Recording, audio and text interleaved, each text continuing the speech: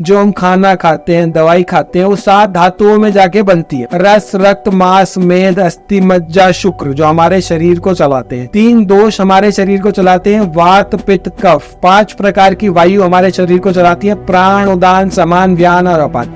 और 72,000 नाड़ियां हमारे शरीर को चलाती है। एक ऐसी बीमारी बताओ जो गोली खा के केमिकल वाली ठीक होती हो। क्या बीपी ठीक होता है? शुगर ठीक होती है? थायराइड ठीक होता है? शायद नहीं। कोई भी ऐसी दवाई मुझे बीमारी बताओ जो वो खा के ठीक हो रही है, लेकिन वही दवाई जाके आपका लीवर फेल करती है, वही दवाई जाके आपकी किडनी फेल करती है, हार्ट में कॉम्प्लिकेशन लेके आती है। ये दवाइयां जो हैं यूरोपियन कंट्रीज में बैंड हैं। आयुर्वेद सबसे पहले इस चीज का ध्यान रखता है कि आप बीमार ही ना पड़ो। दूसरा, जो बीमार है उसको हील करना। क्या कोई ऐसे तरीके हैं जिसके जरिए कि कोई बीमारी ना पड़े? एक छोटा सा सूत्र है, मैं सभी को बताना चाहूंगा। भोजन अंते विषम वारी। भोजन के अंत में विष समान है वारी, यानी कि पानी। हर जगह ना बहुत अलग अलग लिखा हुआ है, तो मैं आयुर्वेद के पॉइंट ऑफ व्यू से जानना चाहूंगा कि कितना पानी सही पानी है। तो हमारे को ये ध्यान रखना है कि हमें किसी भी तरीके की थ्योरी में नहीं फंसना है। एवोकाडो नहीं खाना है। ये 200 रुपए किलो है, ये 500 रुपए किलो। हम तो इतना महंगा खा रहे हैं, फिर हमें क्या है ये। उठने के बाद हमें आराम से, हड़बड़ी में नहीं उठना चाहिए, आराम से उठना चाहिए। और हमेशा राइट करवट लेके उठना चाहिए, लेफ्ट करवट लेके नहीं उठना चाहिए। लेफ्ट साइड हमारा हार्ट होता है। डायबिटीज जिन भी लोगों को अभी शुरू हुई है, बहुत ज्यादा नहीं बढ़ी है, तो वो एक गुड़मार औषधि आती है। गुड़मार आयुर्वेदिक औषधि है, उसका चूर्ण आता है। उसको चूर्ण को आप 1 चम्मच सुबह और 1 चम्मच शाम को लेना शुरू करो। जिनका भी बीपी बढ़ा हुआ है, सर्पगंधा टैबलेट आती है, किसी भी आयुर्वेदिक कंपनी की ले सकते हैं। 1 गोली सुबह और 1 गोली शाम को लेना शुरू करें, बीपी जो है वो कंट्रोल होना शुरू हो जाएगा। ये चीनी जो है ना, ये सेकंड मोस्ट एडिक्टिव चीज है कोकेन के बाद। और हम चीनी सब जगह हमारे आसपास है, मिठाइयों में, ड्रिंक्स में, फिजी ड्रिंक्स में, कोल्ड ड्रिंक में, चाय में, कॉफी में, सब जगह पे चीनी है। कई जगहों पे तो दालों में, सब्जियों में भी चीनी डालते हैं। आप सिंपल काम करो, जो दवाई खाते हो ना केमिकल वाली, उसको गूगल पे डालो, उसका पढ़ लो क्या क्या उसके साइड इफेक्ट है। आपको समझ आ जाएगा कि कितनी खतरनाक है ये चीजें जो हम गोलियों पे गोलियां खा रहे हैं, वो कितने ज्यादा उसके साइड इफेक्ट है। ऐसी कोई दवाई नहीं है केमिकल वाली जिसके साइड इफेक्ट ना। तो जब हम उपवास करते हैं तो हमारे शरीर में, जब हम 24 घंटे कुछ नहीं अन्न डालते, तो उसमें जो जितनी भी बीमारियों की हमारी संभावना होती है, बीमारी वाले सेल्स वो ऑटोमेटिकली खत्म करता चला जाता है। कैंसर सेल्स भी जो है वो खत्म होते हैं अगर हम उपवास रखें। पानी जब हम पिए सुबह उठ के, तो मलासन में बैठ के पिए, जिससे उस पोजीशन में बैठ के अगर हम पानी पीते हैं तो अपान वायु पे ना बंद लग जाता है। अपान वायु जो है हमारी स्टूल क्लियर करने में हेल्प करती है। हेलो दोस्तों, लॉ ऑफ अट्रैक्शन के एक और जोरदार पॉडकास्ट में आपका बहुत बहुत स्वागत है। आज का ये पॉडकास्ट एपिसोड बहुत ही खास होने वाला है, क्योंकि बहुत सारे लोगों ने हमें कमेंट करके पूछा था कि क्या हम अपनी लाइफ में आयुर्वेद की हेल्प से अपनी लाइफ को हील कर सकते हैं, जहां पर मेंटल हेल्थ बहुत इंपॉर्टेंट है, उसके साथ साथ फिजिकल हेल्थ भी बहुत ज्यादा इंपॉर्टेंट है। तो क्या कोई ऐसी टेक्निक है, क्या कोई ऐसे तरीके हैं जिसके द्वारा हम इन दोनों के कॉम्बिनेशन से law of attraction, manifestation, positive सोच और आयुर्वेदा को मिलाकर अपने आप को हील कर सकते हैं? तो उसी के बारे में बात करने के लिए हमारे साथ एक एक्सपर्ट है जो कि कर्मा आयुर्वेदा पर काम कर रहे हैं। उनका ब्रांड का नाम है ये, जहां पर वो किडनी स्पेशलिस्ट है। किडनी से रिलेटेड बहुत सारी बीमारियों को रिकवर करने में बहुत ज्यादा हेल्प करता है। और आज वो शेयर करने वाले हैं कि कैसे आयुर्वेद कहीं ना कहीं मेंटल हेल्थ, अपने माइंडसेट को लेकर या प्लेसिबो के कॉम्बिनेशन को लेकर और आयुर्वेद के कॉम्बिनेशन को लेकर हम अपनी लाइफ को कैसे हील कर सकते हैं, अलग अलग बीमारियों को कैसे डीपली हील किया जा सकता है। तो डॉक्टर पुनीत, आपका बहुत बहुत स्वागत है। Thank you so much. तो मैं बहुत एक्साइटेड हूं, क्योंकि हमें बहुत सारे लोगों के कमेंट आए और उन्होंने ये पूछा कि क्या आप आयुर्वेद को फॉलो करते हो या इंग्लिश मेडिसिन को, क्या होम्योपैथी को, बहुत सारे लोग पूछा। और एक कमेंट बहुत दिनों से लगातार आ रहा था कि क्या आप किसी आयुर्वेद के डॉक्टर को बुला सकते हैं। तो फाइनली जिन्होंने कमेंट किए थे उन सभी लोगों के लिए एक मैनिफेस्टेशन काम कर गई। आज हमारे साथ डॉक्टर है। तो सर, आपका एक तो पहले बहुत बहुत स्वागत है जी। थैंक यू जी। हमारे पूरे चैनल पर पहली बार हम किसी आयुर्वेदिक डॉक्टर से बात करने वाले हैं, जहां पर हम ये जानना चाहेंगे कि आयुर्वेद कैसे बाकी जो ट्रीटमेंट है, चाहे वो होम्योपैथ हो, चाहे वो एलोपैथी हो, इंग्लिश मेडिसिन हैं, कैसे इससे बहुत ज्यादा अलग है। क्योंकि कुछ लोगों का ना बहुत सारे मिथ है, बट क्योंकि आप खुद इसमें मेडिसिन में बहुत वक्त से हैं, तो आपका क्या थॉट है कि how important Ayurveda is in today's time?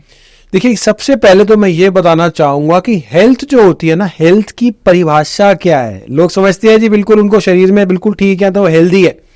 Health की परिभाषा WHO के अनुसार health is the complete wellbeing physically, mentally, socially and spiritually. तो 4 एस्पेक्ट है हेल्थ के।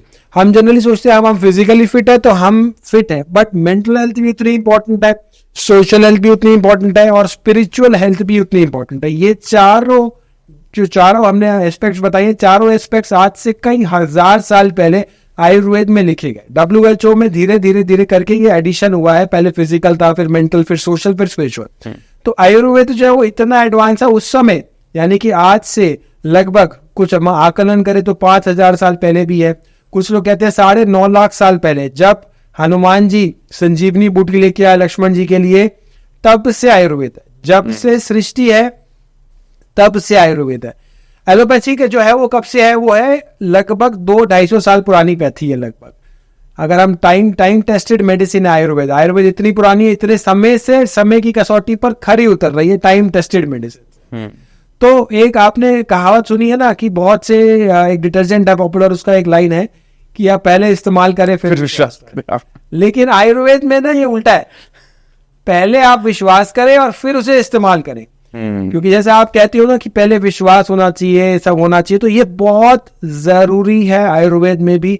अगर हम दवाई को विश्वास से लेते हैं तो उसका मल्टीप्लीकेशन 100 टाइम्स ज्यादा वो अच्छी हमारे लिए रहती है। 100 टाइम्स ज्यादा इफेक्ट आते हैं उस दवाई के एज कम्पेयर टू हम ले रहे हैं जी हमें सिर्फ खाना है। Same goes for anything, whatever we are taking in, हम जो भी खा रहे हैं अगर हम उसको चाहते हैं वो हमारे शरीर को लगे तो हमें विश्वास से खाना, मन से खाना है। बेमन तो खाना भी हमारे को असर नहीं करता, फायदा नहीं करता। जो हम खाना खाते हैं, दवाई खाते हैं, वो 7 धातुओं में जाके बनती है। रस, रक्त, मांस, मेद, अस्थि, मज्जा, शुक्र, जो हमारे शरीर को चलाते हैं। 3 दोष हमारे शरीर को चलाते हैं, वात, पित्त, कफ। 5 प्रकार की वायु हमारे शरीर को चलाती है, प्राण, उदान, समान, व्यान और अपान। और 72,000 नाड़ियां हमारे शरीर को चलाती हैं। तो बहुत जरूरी है कि इन सब के लिए हम जब भी खाएं पूरे मन को एकाग्र करके और खाने में पूरी श्रद्धा भाव से खाओ। और जब खाना खा रहे हो तो दूसरा कोई काम नहीं करें। वो साथ में मोबाइल चल रहा है, मैं देखता हूँ बच्चों को क्या करते, बच्चों के आगे मोबाइल स्क्रीन रख देते हैं और बच्चे खाना खा रहे हैं ताकि बच्चे डिस्टर्ब ना हो और हमें डिस्टर्ब ना करें। बहुत ही खराब चलन है, बहुत ही बेकार चलन है कि आपने बच्चे को मोबाइल दे दिया और खाना भी खा रहे हैं और आप खुद दूसरे मोबाइल देख रहे हैं बैठ के। तो हम कहाँ जा रहे हैं, हमारे शरीर में बीमारियां लगेंगी ही लगेंगी। हम जो खा रहे हैं, मैं देखता हूँ वॉशरूम में भी लोग फोन लेके जा रहे हैं, जहां पे जा रहे हैं फोन उनके हाथ में। जब आप वॉशरूम में फोन लेके जाते हो तो आपका, क्योंकि हम लॉ ऑफ अट्रैक्शन के बारे में बात कर रहे हैं, हमारा वहां पे काम होता है हमारा पेट जो है वो साफ हो, हमारे को पॉटी प्रॉपर आए। लेकिन जब आप फोन में आप ध्यान लगा के बैठे हुए हो और फोन में आपका ध्यान है और आप एक्सपेक्ट कर रहे हो आपका पेट ठीक रहे, प्रॉपर साफ हो, तो वो कभी जिंदगी में नहीं होगा। मेरे से लिख के ले लो। फोन हमारे शरीर के लिए सबसे बड़ी पैथोलॉजी है। अगर कोई सबसे बड़ी बीमारी है, हम जो चिपका के बैठे हुए हैं, वो फोन है। हम जहां जा रहे हैं, जो कर रहे हैं, फोन के थ्रू कर रहे हैं, हम देख रहे हैं, हम उसके गुलाम हो गए ना हम तो फोन के। राइट। हम तो उसके मतलब ना चाहते हुए और अनजाने में भी we are addicted to the phone. Correct. हम अपनी बॉडी पे तो ध्यान दे ही नहीं पा रहे। हम यहाँ तक उसके हो गए कि हम जहां पे भी जा रहे हैं हम फोन के आगे पीछे ही हो रहे। ये आई थिंक आप सही बोल रहे हो कि जब हम मैनिफेस्टेशन में या पॉजिटिविटी या फोकस की बात करते हैं, अगर मल्टीटास्क करेंगे, वॉशरूम में ही हो चाहे वो, तो आई थिंक वो कुछ भी चीज सही से नहीं होगी। और जैसा आपने कहा कि फोन इतना बड़ा एडिक्शन बनता जा रहा है कि शायद बहुत बड़ा कारण है कि क्योंकि कहीं ना कहीं बहुत सारा जो माइंडसेट है, जो कंजप्शन हम कर रहे हैं, वो कंटेंट जो हम ले रहे हैं उससे अपने माइंड को फीड कर रहे हैं अलग अलग तरीके से। देखिए, दुनिया जो है ना वो गोल है, आयुर्वेद से शुरू हुई थी और आयुर्वेद की तरफ ही लोग आते चले जा रहे हैं। बस ये है कि आप देखते हैं हम क्या करते हैं, हम जनरली फॉलो करते हैं वेस्ट को। वहां पे क्या हो रहा है आज की डेट में, सब योगा की तरफ आ रहे हैं। बहुत से लोग एंटीबायोटिक खा खा के परेशान है and they are coming towards Ayurveda. लेकिन हमारी अपनी ही पैथी है, हमारी अपनी ही संस्कृति, हम उसे भूलते चले जा रहे हैं। स्वामी विवेकानंद जी को भी तभी पहचान ज्यादा मिली थी जब उनको वेस्ट में पहचान मिली थी। बड़ा दुर्भाग्य है, कोई हमारे लिए अच्छी बात नहीं है। हम अपनी चीजों को भूलते जा रहे हैं। हमारे घरों में यूज होती है छोटी सी चीज हल्दी। हल्दी का प्रयोग हम कितने हजारों वर्षों से करते आ रहे हैं। हम उसे स्पाइसेस की फॉर्म में यूज करते हैं, लेकिन वो बहुत अच्छी औषधि है। एंटी इन्फेक्शियस है, हमारे लिए एंटीबायोटिक का भी काम करती है। बहुत सारे प्रॉपर्टी उसके गुण ऐसे हैं कि हमारे शरीर को स्वस्थ रखने में बहुत ज्यादा सहायक रहती है। लेकिन आज हम इस चीज को भूल गए और अमेरिका जो है वो हल्दी को पेटेंट करने में लगा हुआ है। और जिस समय वहां पे यहाँ पे पेटेंट हो गई तो हल्दी इतनी आसानी से उपलब्ध नहीं होगी, मुश्किल होगी हमें। तो हम अपनी चीजों को भूल के केमिकल वाली दवाइयों की तरफ जा रहे हैं। चाइना में अगर कोई बीमार होता है ना, वो पहले जाता है चाइनीज मेडिसिन लेता है, अगर उसे बेनिफिट नहीं होता तब वो केमिकल वाली दवाइयों की तरफ जाता है। हमारे यहाँ पे उल्टा ही सा पहले हम जाते हैं केमिकल वाली दवाइयों पे, साइड इफेक्ट वाली दवाइयों पे। जब वहां पे रिलीफ नहीं मिलता, वो डॉक्टर कहता है अब तेरा कुछ नहीं हो सकता, तू जा कुछ और देख अपना। तब जाके वो कहता है चलो आयुर्वेद की तरफ चले। मतलब ऐसी स्टेज पर आते हैं बहुत सी बार पेशेंट की उस समय पर रिकवरी भी बहुत मुश्किल होती है। अगर वही पेशेंट पहले की स्टेज पर आए तो कितना ज्यादा बेनिफिट हो सकता है पेशेंट को। ये कोई एक मतलब हम अपनी चीज पे विश्वास हमें कम होता चला जा रहा है, जबकि हमारी संस्कृति बहुत ज्यादा रिच है। हमारे देश के अंदर लगभग मेरे हिसाब से 10-12 दिन ऐसे होते हैं जब सूरज नहीं होता। 16 क्लाइमेटिक जोन है, 6 ऋतुएं हैं। इतने एबंडेंस में हमारे पास चीजें उपलब्ध है कि हमें किसी केमिकल वाली औषधि की जरूरत नहीं है।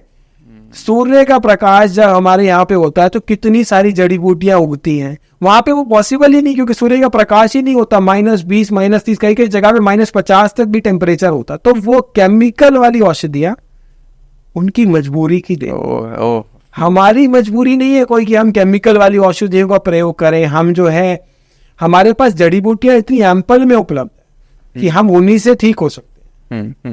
लेकिन एक चीज मुझे बताइए, जो ये मिथ है, तो सबसे पहले इसी के बारे में बात कर लेते हैं। जैसे मैं बताता हूँ, जैसे जितना मैंने सुना अब तक, जब से छोटे थे तब से मैं ये सुन रहा था कि यार देखो जल्दी रिलीफ चाहिए ना तो इंग्लिश मेडिसिन लो, एलोपैथी लो, और अगर कहीं से कुछ नहीं चल रहा है तो आखिरी है आयुर्वेद। लेकिन आयुर्वेद में टाइम लगता है, ऐसा नहीं है कि इतनी जल्दी असर पड़ेगा। और इस टाइम को माइंड में रखते हुए लोग इस ट्रीटमेंट को ना सबसे आखिरी रास्ता समझता है। क्या ये एक्चुअली में मिथ सही है? तो आपने बताया कि अमित की हमें अगर जल्दी ठीक होना है तो हमें केमिकल वाली दवाइयां लेनी है और काम शुरू करना है। अब आप मुझे एक चीज और बताओ, एक ऐसी बीमारी बताओ जो गोली खा के केमिकल वाली ठीक होती हो। क्या बीपी ठीक होता है? जिंदगी भर गाते लोग। शुगर ठीक होती है? नहीं। थायराइड ठीक होता है? शायद नहीं। कोई भी ऐसी दवाई मुझे बीमारी बताओ जो वो खा के ठीक हो रही है। आप डॉक्टर के पास जाते हो, हॉस्पिटल में जाते हो, ठीक होने जाते हो, वहां पे आप वहां पे जाके उनके परमानेंट पेशेंट बन जाते हो। आप दवाई ले जा रहे हो, जिंदगी भर ले जा रहे हो। डायबिटीज की दवाई ली आपने टैबलेट लेना शुरू किया, धीरे धीरे आपकी डोज बढ़ गई। उसके बाद पता चला कि डायबिटीज HbA1c आपका कंट्रोल नहीं है। ग्रेजुअली आपने इंसुलिन लेना शुरू करा, इंसुलिन की डोज बढ़ती चली गई। उसके बाद पता चला कि इंसुलिन लेने के बाद उसके मल्टीपल साइड इफेक्ट्स आने शुरू हो जाते हैं, मल्टीपल ऑर्गन्स पर उसके कॉम्प्लिकेशंस आने शुरू हो जाते हैं। फिर आप वो ट्रीट करा दो तो कुछ चक्र में फंसते चले जाते हो। जबकि जो एलोपैथी की डेफिनेशन अगर आप देखोगे, उसका मतलब ये गूगल पे जाकर देखोगे, एवरीथिंग एक्सेप्ट ट्रीटमेंट। ट्रीटमेंट के सिवा सब कुछ। अगर कोई इमरजेंसी है, कोई इस तरह का ट्रीटमेंट, तो आप एलोपैथी में जाके ट्रीटमेंट करा सकते हो, ले सकते हो। लेकिन अगर आपको कोई गोली खा के सोच रहे हो बीमारी ठीक कर रहे हो, तो गोली खा के बीमारी कोई भी ठीक नहीं होती। एंटीबायोटिक जो है वो बहुत बड़ा हमारे देश के लिए, हमें एंटीबायोटिक की जरूरत नहीं है। अगर हम अपने आयुर्वेद की तरफ आ जाए, हमारे पास दुनिया भर की चीजें उपलब्ध है। हमें एंटीबायोटिक खा के बैक्टीरिया को अपने शरीर के मारने की जरूरत नहीं है। जो गुड बैक्टीरिया होते हैं हमारे गट में, वो एंटीबायोटिक खा के मर जाते हैं। हाँ। उसके बाद दुनिया भर की प्रॉब्लम्स आनी शुरू होती है, पेट अपसेट होते हैं, बहुत से पेशेंट आते हैं एंटीबायोटिक ये एंटीबायोटिक। अमेरिका में एंटीबायोटिक खा के लोग परेशान है। They are coming towards holistic treatment, they are coming towards Ayurvedic treatment, towards other pathies. तो ये समझने वाली बात है कि आयुर्वेद में जड़ पे काम होता है, रूट पे काम होता है। आपकी जो बीमारी है वो अगर आप डायबिटीज जो है वहीं पे आयुर्वेद से ठीक कर लोगे तो आप इंसुलिन पे नहीं जाओगे ना। आप इंसुलिन पे नहीं जाओगे, आपकी मल्टीपल, आपके लीवर, किडनी, हार्ट, सब चीजों में प्रॉब्लम नहीं आएगी, वहां पे कॉम्प्लिकेशन नहीं आएगी। तो ये समझना जरूरी कि बीमारी को जड़ से ठीक करना है या परमानेंट पेशेंट बनना है। ये बहुत बड़ी चीज। दूसरा, अगर हम सर्जरी की बात करें, अगर कोई बहुत ज्यादा कॉम्प्लिकेशन, तो वहां जाके आप ट्रीटमेंट ले सकते हैं, इमरजेंसी ट्रीटमेंट तो आप जरूर लीजिए। लेकिन आज के समय में भी फादर ऑफ प्लास्टिक सर्जरी जो है वो आचार्य सुश्रुत है।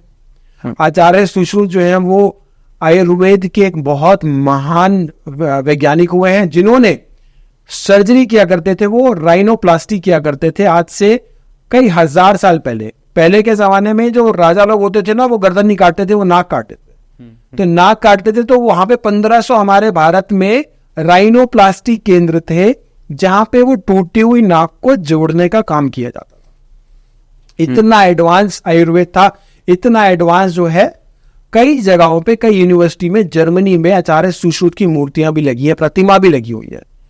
मतलब ये इतना है कि आज के समय में भी जो हम धातु हैं, जो हम इंस्ट्रूमेंट यूज करते हैं सर्जरी में, उससे कई ज्यादा इंस्ट्रूमेंट उस समय में हम यूज किया करते थे, और वो 7 धातुओं से बनाए जाते थे। आज के समय आयरन का यूज होता है, जिससे उनमें जंग नहीं लगता था। इतना एडवांस है आयुर्वेदा।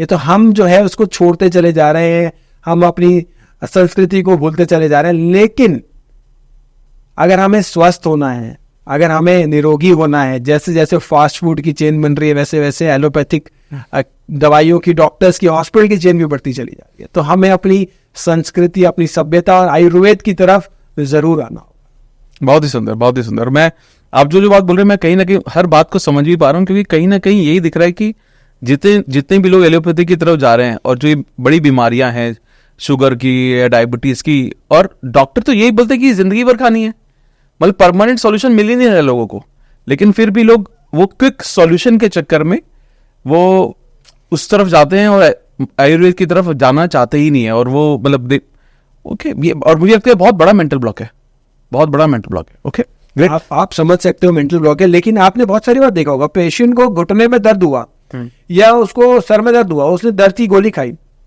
दर्द की गोली खा के उसने टेम्पररी दर्द को सप्रेस कर दिया। हाँ, उसके कारण उसका तो लीवर में, किडनी में और सब 10 जगह पे कॉम्प्लिकेशन आएगा उस गोली का, उसके बारे में नहीं सोच रहे। हाँ, हो सकता है उसके कई साल बाद उसे कोई प्रॉब्लम आए, या कुछ टाइम के बाद प्रॉब्लम आए, तब उसे ध्यान भी नहीं आएगा ये प्रॉब्लम किस वजह से आई है। कहेगा मेरा तो खाना पीना ठीक था, मेरा तो सब कुछ ठीक था। लेकिन इतनी सारी दवाइयां, बैंड दवाइयां जो बाहर के देशों में बैंड है, वो यहाँ पे खुलेआम OTC एज अ यूज होती है दवाइयां, केमिकल वाली दवाइयां, जिनके भर भर के नुकसान होते हैं। ऐसी कौन कौन सी मेडिसिन है जो आपको पता है? कॉमन आपने दवाई देखी होगी, निमोस्लाइड, एक नीले रंग की गोली आती है, वो बड़ी कॉमनली मिलती है। बुखार के पेशेंट खाते हैं, और स्पेशली जो इंटीरियर्स में है ना, वो दवाइयां लेते हैं और वो खाते हैं, और बुखार उसे खाते ही उतर जाता है।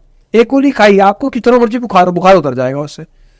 लेकिन वही दवाई जाके आपका लीवर फेल करती है, वही दवाई जाके आपकी किडनी फेल करती है, हार्ट में कॉम्प्लिकेशन लेके आती है। ये दवाइयां जो हैं यूरोपियन कंट्रीज में बैंड हैं, अमेरिका में बैंड है, जो यहाँ पे खुले आम डॉक्टर्स भी प्रिस्क्राइब कर रहे हैं, पेशेंट भी बहुत सी बार अनजाने में ले रहे हैं। नीले रंग की गोली खाई और बुखार जो है वो छूमंतर।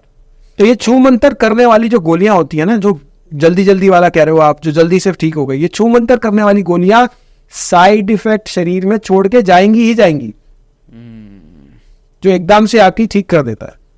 माय गॉड, तो लोग, मेरे को लगता है वो नहीं सोच पा रहे हैं। ओके ग्रेट, मतलब मेरे लिए बहुत कुछ है शायद आज के पॉडकास्ट में।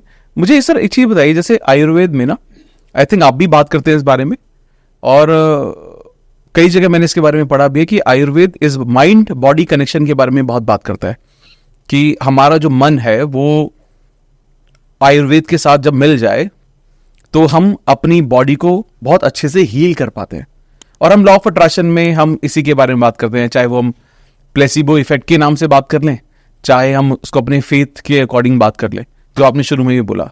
तो आपको क्या लगता है, ये हमारा जो मन है ये कितना इंपॉर्टेंट है एक हीलिंग प्रोसेस के लिए? देखिए, बहुत सिंपल सी बात है। हमारी जो साइकोलॉजी है, जो हम सोचते हैं, वो हमारी फिजियोलॉजी को कंट्रोल करता है। Physiology is something which releases our hormones. अगर हमारा मूड अच्छा होता है ना, तो हमारी बॉडी भी हिसाब से हैप्पी रहती है, एक्साइटेड रहती है, फुल ऑफ एनर्जी रहती है। अगर हमारा मूड खराब होता है तो बॉडी भी जो थोड़ी डल हो जाती है, डिफेंसिव मोड में आ जाती है। ये एक कॉमन सी बात है अगर हमारे को बॉडी को कंट्रोल करना है। तो Ayurveda doesn't believe in organ based approach.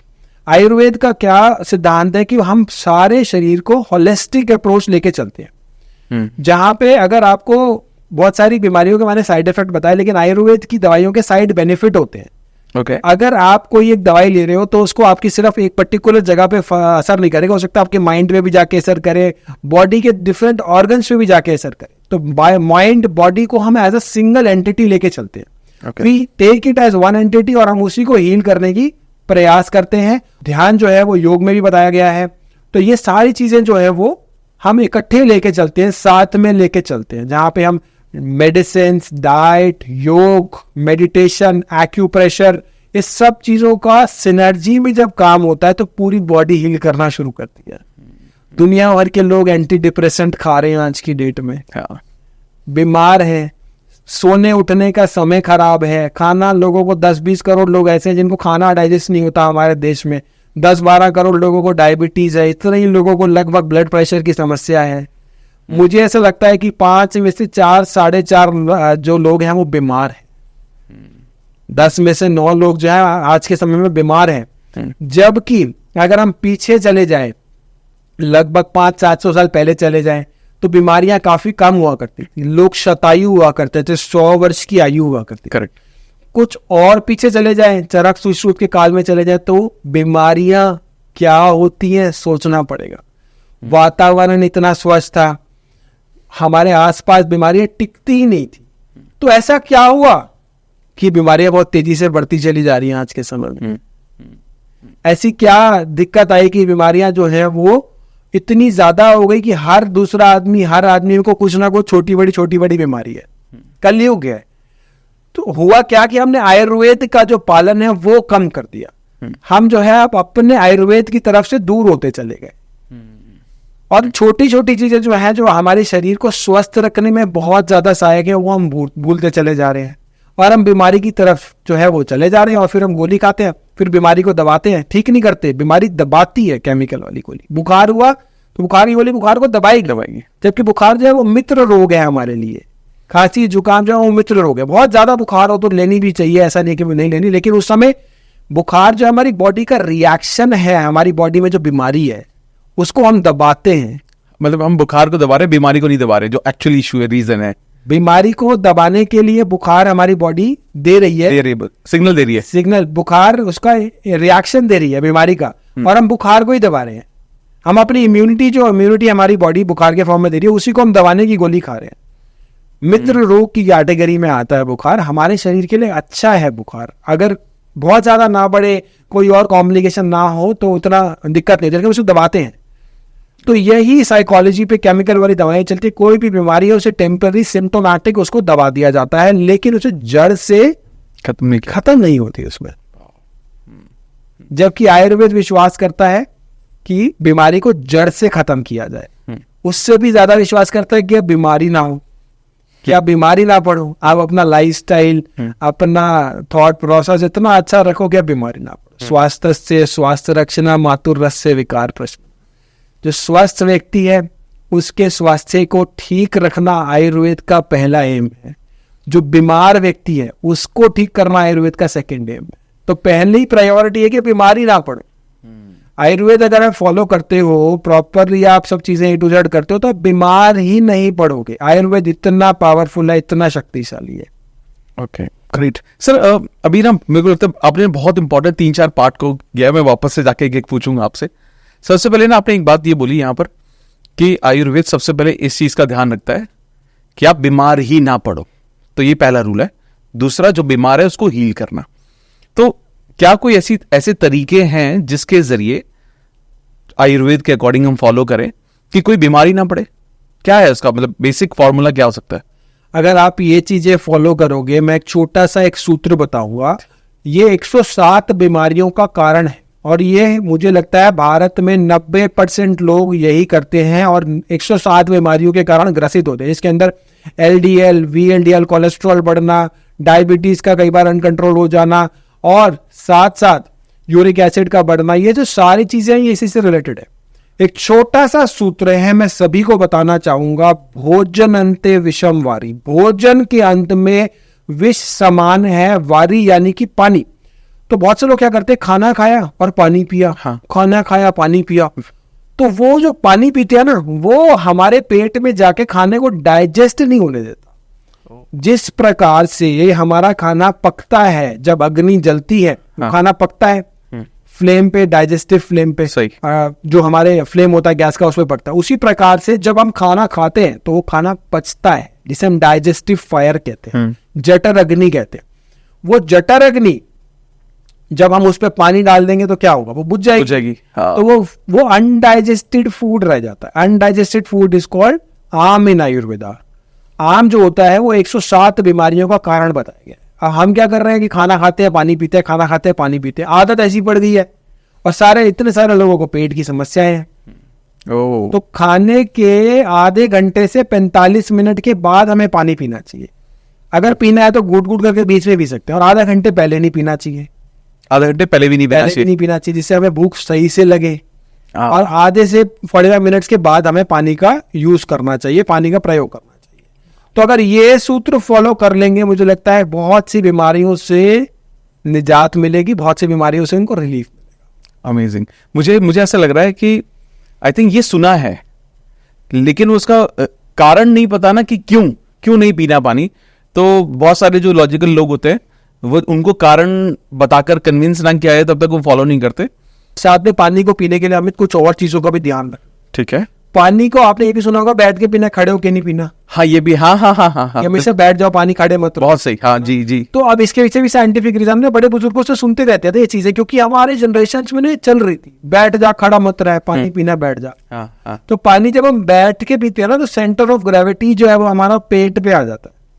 Okay. पानी भी डाइजेस्ट होता है। जब खड़े होके पीते हैं तो सेंटर ऑफ ग्रेविटी नाभि से पेट से हिल जाता है। तो पानी को हमेशा बैठ के पीना चाहिए, खड़े होके नहीं पीना चाहिए। ओके। पानी को हमेशा सिप करके पीना है, घूट घूट करके पीना है, गटागट पानी को नहीं पीना है। जब हम सिप करके पानी को पीते हैं तो हमारे जो मुंह में होता है वो अल्कलाइन होता है, क्षार होते हैं, यानी कि बेसिक होता है जो नेचर में, और हमारे पेट में अम्ल होता है, HCl होता है। जब हम पानी को सिप करके पीते हैं तो हमारे मुंह में जब पानी जाता है तो वो सलाइवा मिक्स होता है। हाँ। ये सलाइवरी ग्लैंड जो 24 घंटे काम कर रहे हैं, इनकी कोई छुट्टी नहीं है, ये पानी में मिक्स होके हमारे पेट में जाते हैं। अमाइलेस, वो पानी में जो हमारे अम्ल था, यहाँ पे हमारे क्षारीय था मुंह में और हमारे पेट में अम्ल था, और क्षारीय और अम्ल मिलके वो जो है न्यूट्रल हो जाता है, पीएच जो है वो न्यूट्रल हो जाता है। अगर हम ये करके पीते हैं तो पेट की एसिडिटी शांत होती है, पेट की समस्याओं से हमें रिलीफ मिलती है, वात पित्त कफ जो है वो तीनों हमारे बैलेंस रहते हैं। इतना पावरफुल सूत्र है ये। वाह। क्योंकि मतलब मेरे को एग्जैक्टली इस बारे में तो मैंने सुना था कि नहीं पीते, और लेकिन इसके साथ साथ मैंने ये भी सुना था कि अगर आप खड़े होकर पानी पीते तो घुटने में दर्द होने लगता है। क्या ये भी मिथ है, घुटने से कनेक्टेड है, या जो आपने बताया सिर्फ उसी चीज से रिलेटेड है? देखिए, खड़े होकर पानी पीते हैं तो सेंटर ऑफ ग्रेविटी जो है वो हमारा हिल जाएगा। पीछा वो घुटने पे भी जा सकता है, टांग पे भी जा सकता है, कहीं पे भी जा सकता है। तो पानी भी डाइजेस्ट होता है। तो अगर प्रेफरेबली जैसे हमारे पास किडनी पेशेंट आते हैं तो हम बहुत सी बार देखते हैं उनकी किडनी जो होती है वो प्रॉपरली काम नहीं कर रही होती, तो उनके पैरों में सूजन इकट्ठी हो जाती है। हाँ। पेट में सूजन आ जाती है। तो वहां पे क्या होता है, पिटिंग ओडेमा होता है पैरों में। यहाँ पे पानी के एक्यूमुलेशन के कारण यहाँ पे अगर हम पैर को दबाते हैं तो इस तरीके से यहाँ पे पिट हो जाता है, यानी कि गड्ढा पड़ जाता है एकदम से, ऐसे वापस नहीं आएगा, गड्ढा पड़ जाएगा, क्योंकि वहां पे उनकी किडनी जो है फंक्शन नहीं कर रही, काम नहीं कर रही। ओके। तो ये बहुत जरूरी है कि ये पेशेंट्स के लिए भी बहुत जरूरी है, किडनी पेशेंट के लिए, लेकिन जो आम लोग हैं, जो जनता है बिल्कुल, जिनको कोई प्रॉब्लम नहीं है, उनके लिए भी पानी को हमेशा बैठ के पीना बहुत ज्यादा फायदेमंद है, खड़े होकर पानी को नहीं पीना।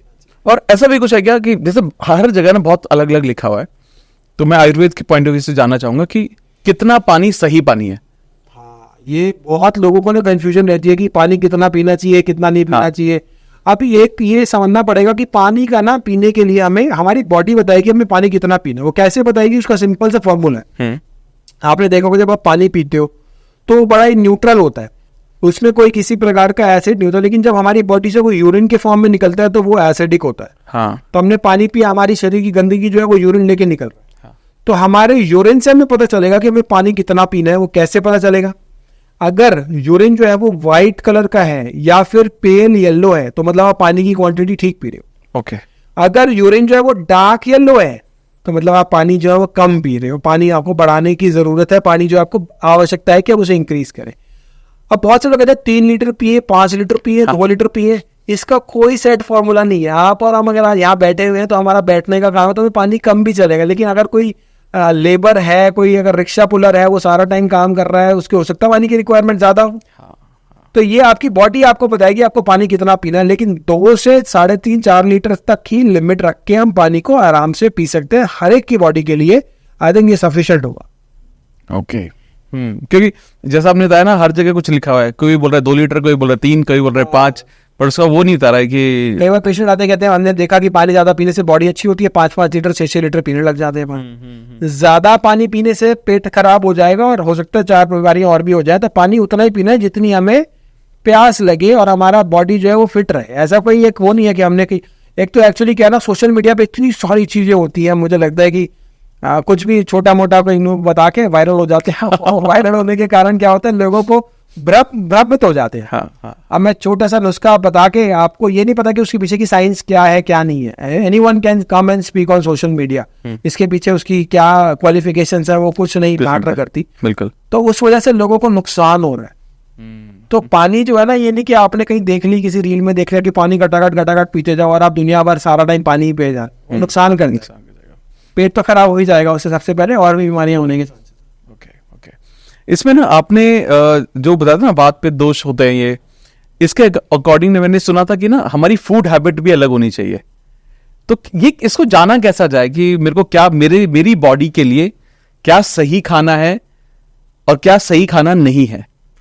देखिए, बॉडी जो है ना हमारी सबकी अलग अलग होती है। अब इसके अंदर कोई वातज हो सकता है, कोई वात पित्तज हो सकता है, कोई पित्तज, कोई कफज हो सकता है। इनके कॉम्बिनेशन में हमारी बॉडी की प्रकृति होती है। कईयों को गर्म खाना पसंद होता है, कईयों को जो है वो ठंडी चीजें ज्यादा पसंद होती हैं। लेकिन आयुर्वेद के अनुसार खाना पीना जो है वो हमारा हमेशा कैसा होना चाहिए, जिस प्रांत में हम रहते हैं। मान लीजिए कि जैसे हमारे इंडिया में अब एक जगह पे हम गुजरात में हैं, वहाँ पे हो सकता है सूखी हवा हो, चेन्नई में गीली हवा हो, तो दोनों की आबो हवा बिल्कुल अलग है। और हम जो है सेवन क्या कर रहे हैं, हम इंटरनेशनल खाना खा रहे हैं। हम खा रहे हैं pasta, pizza, burger, cold dog, hot dog, हम ये चीजें ज्यादा सेवन कर रहे हैं। हमारी बॉडी के अनुसार हम नहीं खा रहे, हम खा रहे हैं अपनी जीवा के अनुसार, अपनी जीभ के अनुसार हम खा रहे हैं। तो हमारा जो खाना पीना है वो टोटली जो है वो इंटरनेशनल हो चुका है। तो खाना पीना जब भी होता है ना, एक तो वो हमेशा इंटरनेशनल नहीं होना चाहिए। ओके। तो क्या पूरे भारत का एक खाना हो सकता है? शायद नहीं। हाँ बिल्कुल, कभी भी जो डाइट है वो नेशनल भी नहीं होनी चाहिए। अच्छा, ओके। क्योंकि Right. जगह बहुत अलग अलग, हर जगह अलग अलग वेदर है, इसी वजह से। एग्जैक्टली, हर जगह पे क्लाइमेट अलग है, हर जगह पे वेदर अलग है, पानी अलग है, सब मिट्टी अलग है, सब चीजें अलग अलग है। तो जहाँ पे जो चीज उगती है वो उस चीज के लिए बेस्ट है। और डाइट कैसी होनी चाहिए? हमेशा लोकल होनी चाहिए। अब बहुत से लोग फ्रूट्स खाते हैं, वो कहते हैं जी हमारे ये तो महंगा, सबसे महंगा फ्रूट खा रहे हैं और सबसे हम ऐसा फ्रूट खा रहे हैं। तो फ्रूट जब खाओ ना, तो सबसे सस्ता फ्रूट खाना, वही हमारे शरीर के लिए जो है फायदेमंद। क्या बात है। क्यों? सबसे सस्ता फ्रूट जो आपके आसपास मिल रहा है वही आपके शरीर को फायदा करेगा। और सबसे महंगे वाला फ्रूट सिर्फ आपकी जीवा के काम आएगा, आपकी टंग के 2.5 इंच की जो हमारी जीभ है इसी को फायदा करेगा। सबसे सस्ता फ्रूट जो होगा वो सीजनल फ्रूट होगा और वही हमारे शरीर के लिए सबसे अच्छा रहेगा। तो हमारे को ये ध्यान रखना है कि हमें किसी भी तरीके की थ्योरी में नहीं फंसना है। एवोकाडो नहीं खाना है। हाँ, ये 200 रुपए किलो है, ये 500 रुपए किलो, हम तो इतना महंगा खा रहे हैं, फिर हमें क्या है ये। तो बहुत सारे सोशल स्टेटस इसे जोड़ देते हैं।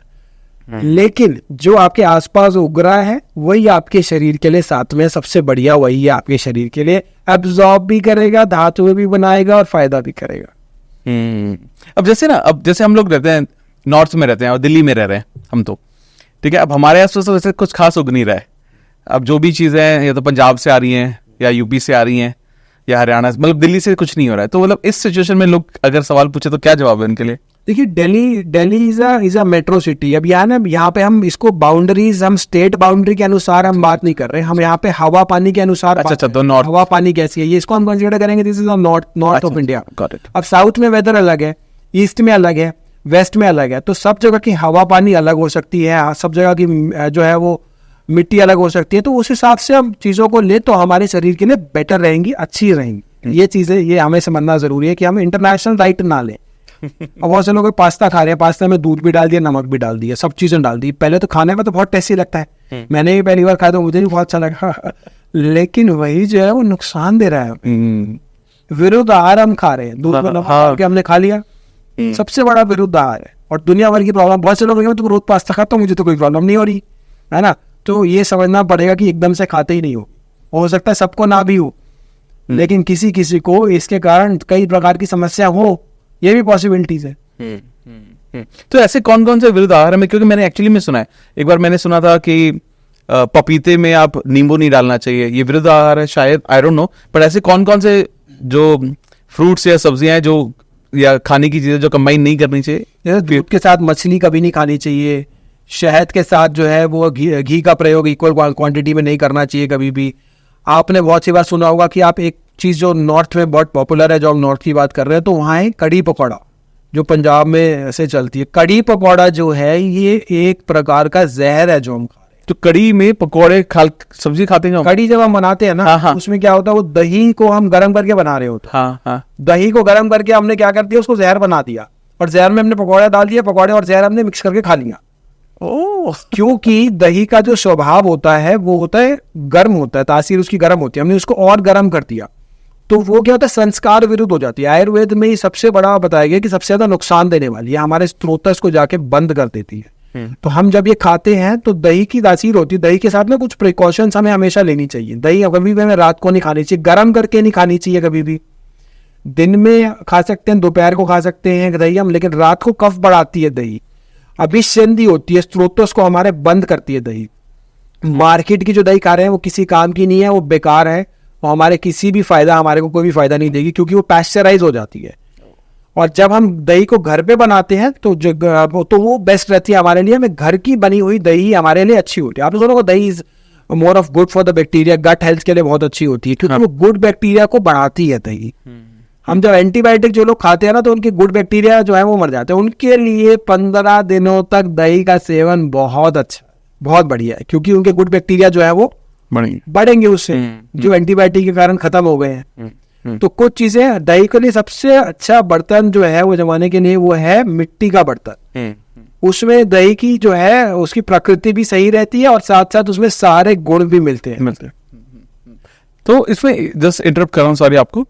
जैसे ना आपने बोला कि दूध में नमक नहीं डालना चाहिए, क्या दही का जो रायता बनाते हैं क्या वो भी गड़बड़ है? हाँ बिल्कुल, आपने बहुत अच्छा सवाल किया। दही का जब हम रायता बनाते हैं ना, तो वो भी हमारे लिए नुकसान देता है, क्योंकि दही में क्या होता है, दही में बैक्टीरिया है। अब आपने क्या करा, उसमें केमिकल प्रोसेस नमक डाल दिया उसके ऊपर। हाँ। आप जब नमक डालते हो सारे बैक्टीरिया जो है वो मर जाते हैं उसके, क्योंकि उसके अंदर केमिकल प्रोसेस नमक डाल दिया, चीनी डाल दी, केमिकल प्रोसेस चीनी डाल दी, तो केमिकल के कारण वो दही जो है वो उसकी सारे बैक्टीरिया मर जाते हैं। और वो जो बचती है, या पकौड़ी बना के जब खाते हो तली हुई दही के बीच में वो डालते हैं, तो वो बड़ा नुकसान, हमारे लिए कोई फायदा नहीं करती वो। लेकिन जब हम तली हुई पकौड़ी डालते हैं तो वो नुकसान जरूर कर सकती है हमें दही के साथ। तो कभी भी जब दही खाए तो उसको हमें ब्लैंड खानी चाहिए, उसके अंदर हमें किसी प्रकार का नमक नहीं डालना चाहिए, किसी प्रकार की चीनी का प्रयोग हमें नहीं करना चाहिए, वो नुकसान देता है। दही में कुछ डाल सकते हैं तो खांड डाल सकते हैं, गुड़ डाल सकते हैं, शक्कर डाल सकते हैं। ये चीजें जो है दही की एफिकेसी भी बढ़ाती है और टेस्ट को भी बढ़ाएगी। ग्रेट सर, आई थिंक ये भी तो बहुत इंपॉर्टेंट चीज है जो आप शायद बता रहे हैं, और आई एम श्योर बहुत लोगों को हेल्प होगी। तो ओवरऑल हेल्थ के लिए, जैसे आपने धातुओं के बारे में बात की थी, तो ओवरऑल हेल्थ के लिए हमें किस चीज का ज्यादा ध्यान रखना चाहिए? देखिए, ओवरऑल हेल्थ के लिए ना हमें सबसे पहले, जैसे मैंने बताया कि आपको सब चीजें जो है आयुर्वेद के अनुसार अगर हम फॉलो करते हैं तो बहुत अच्छा रहता है। तो अगर हम मेंटल हेल्थ की बात करें यहाँ पे, तो मेंटल हेल्थ के लिए सबसे ज्यादा जरूरी है कि हम जब भी उठे, सबसे पहले उठ के सबसे पहले सुबह सुबह भगवान का शुक्रिया करें, भगवान का शुक्राना करें। क्यों इसका करना जरूरी है? बहुत से लोग कहते हैं कि हमारे लिए तो कुछ है नहीं, हम क्यों शुक्रिया करें, मतलब ऐसे बहुत सारे लोगों की थिंकिंग होती है। तो मैं उन सभी को बताना चाहूंगा कि 2.5 लाख लोगों ने अगले दिन की सुबह नहीं देखी, हम उनमें से जिन्होंने सुबह देखी, इसके लिए हम शुक्रिया कर सकते हैं। बहुत से लोग आपकी हमारी वीडियो देख रहे हैं, उनके हाथ में स्मार्टफोन है, कितने जनता के हाथ में स्मार्टफोन नहीं है, और हमें सबसे बड़ी बात है हमें आज खाना नसीब हुआ, इसके लिए भी हम शुक्रिया कर सकते हैं। बहुत सारे जो लोग हैं उनको हो सकता है वो खाना भी ना देना हो, तो बहुत सारे रीजन है हमारे करने के। लेकिन जब हम ये करते हैं ना, तो हम किस पे फोकस करते हैं, आज हमारे पास क्या है, हमारा क्या चला गया, उससे हमारा फोकस हट जाता है।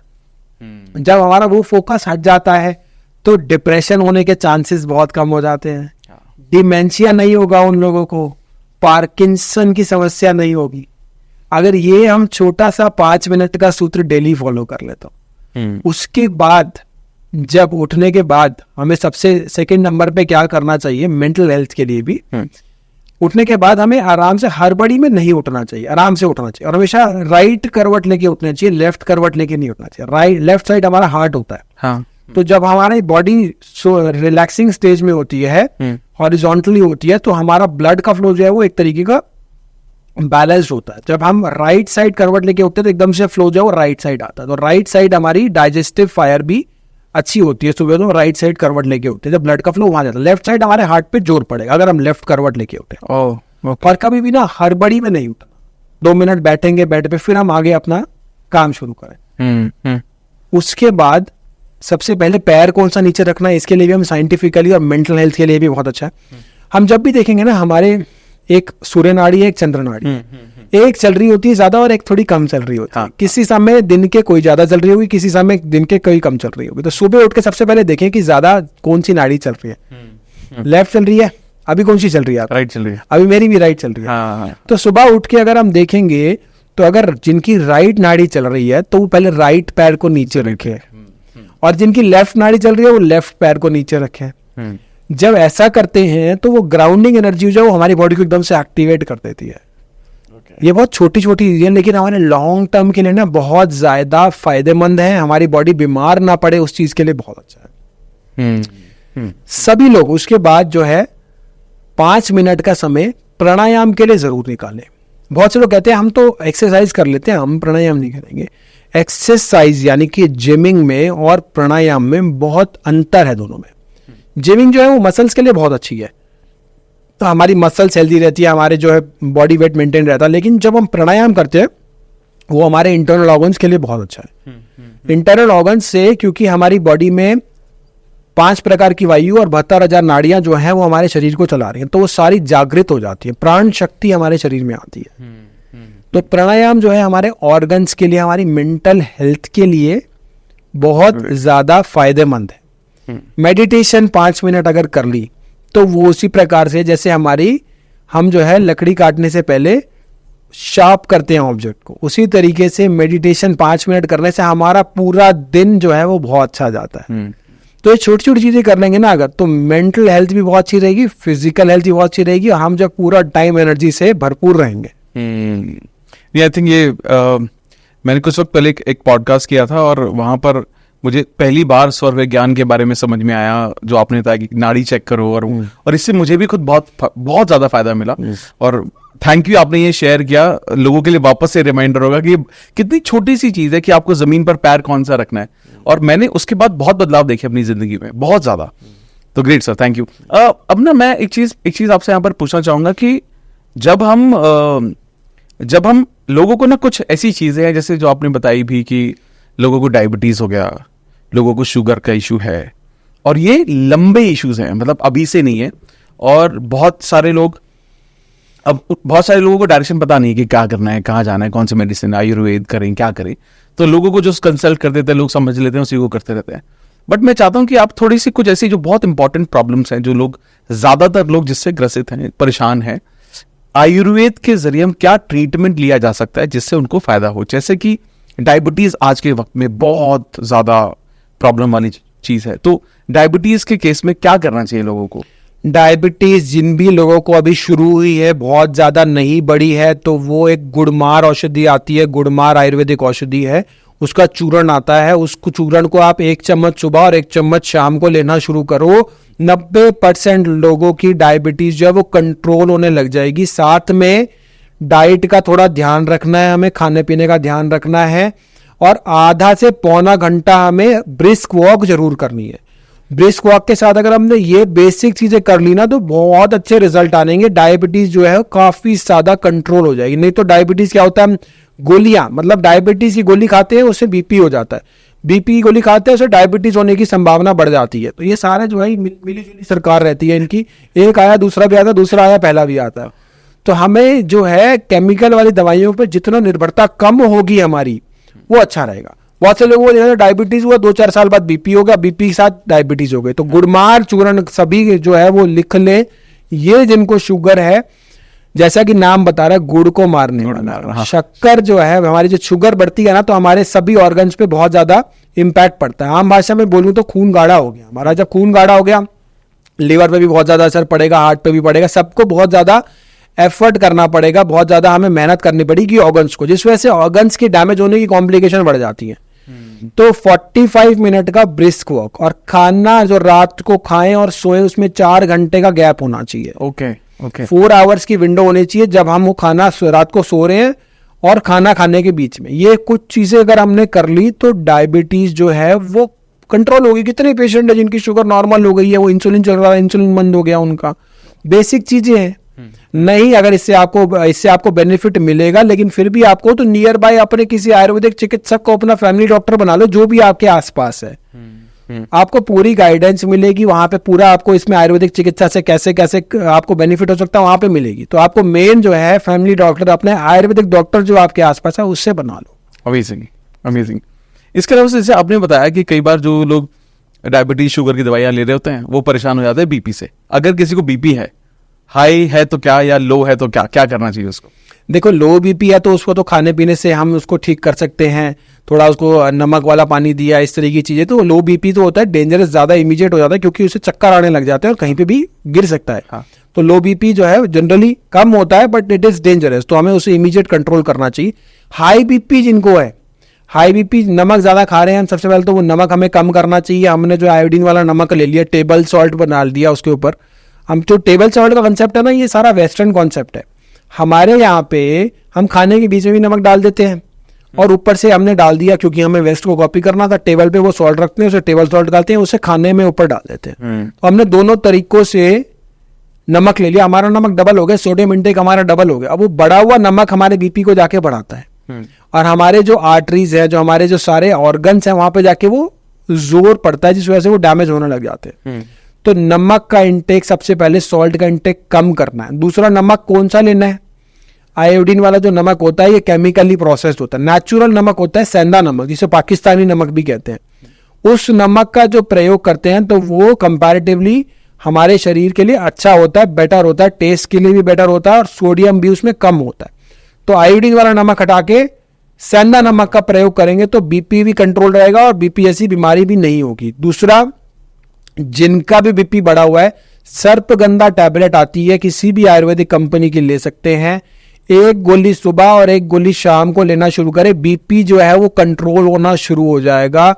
अगर ज्यादा कॉम्प्लिकेशन है तो नियर बाय किसी आयुर्वेदिक चिकित्सक से मिलके परामर्श लेके आप इसका करा सकते हैं, लेकिन सर्पगंधा टैबलेट से बीपी आपका कंट्रोल होना इजीली स्टार्ट हो जाएगा। तो ये कुछ चीजों का ध्यान रखेंगे। चाय कॉफी जहर समान है, उसको हमें बंद करना है बीपी वाले पेशेंट के लिए, उसे बिल्कुल बंद कर दीजिए, बीपी एकदम से बढ़ाएगी। कैफीन वाली ड्रिंक्स हैं वो हमें अवॉइड करनी है, फिजी ड्रिंक्स जितनी भी हैं, ये सारी चीजें जो अगर हमने खाना पीना ठीक कर लिया, साथ में ये कर लिया, बीपी भी कंट्रोल होना शुरू हो जाएगा। लेकिन अगर ये बढ़ती चली जाती है बीमारी तो वो कॉम्प्लिकेशन के रूप में डेवलप हो जाती है। दिमाग पे बीमारी को हावी नहीं होने देना, बीमारी कंट्रोल हो सकती है, लेकिन बहुत सी बार पेशेंट जाता है, उसे पता चलता है बीमारी है तो गोली खानी है, जिंदगी भर खानी है, क्योंकि डॉक्टर्स उसका माइंडसेट ऐसा बना देते हैं। आज के समय में कितने पेशेंट है जिनका हमने आयुर्वेद के द्वारा बीपी की दवाइयां गोलियां छूटी हैं, बीपी ठीक हुआ है, शुगर की गोलियां छूटी है, शुगर ठीक हुआ है। बहुत सारे पेशेंट्स हैं, बहुत सारे पेशेंट्स की वीडियोस भी उपलब्ध हैं यूट्यूब चैनल पे हमारे, वहां जाके भी आप देख सकते हैं किस प्रकार से इन पेशेंट्स को रिलीफ मिला।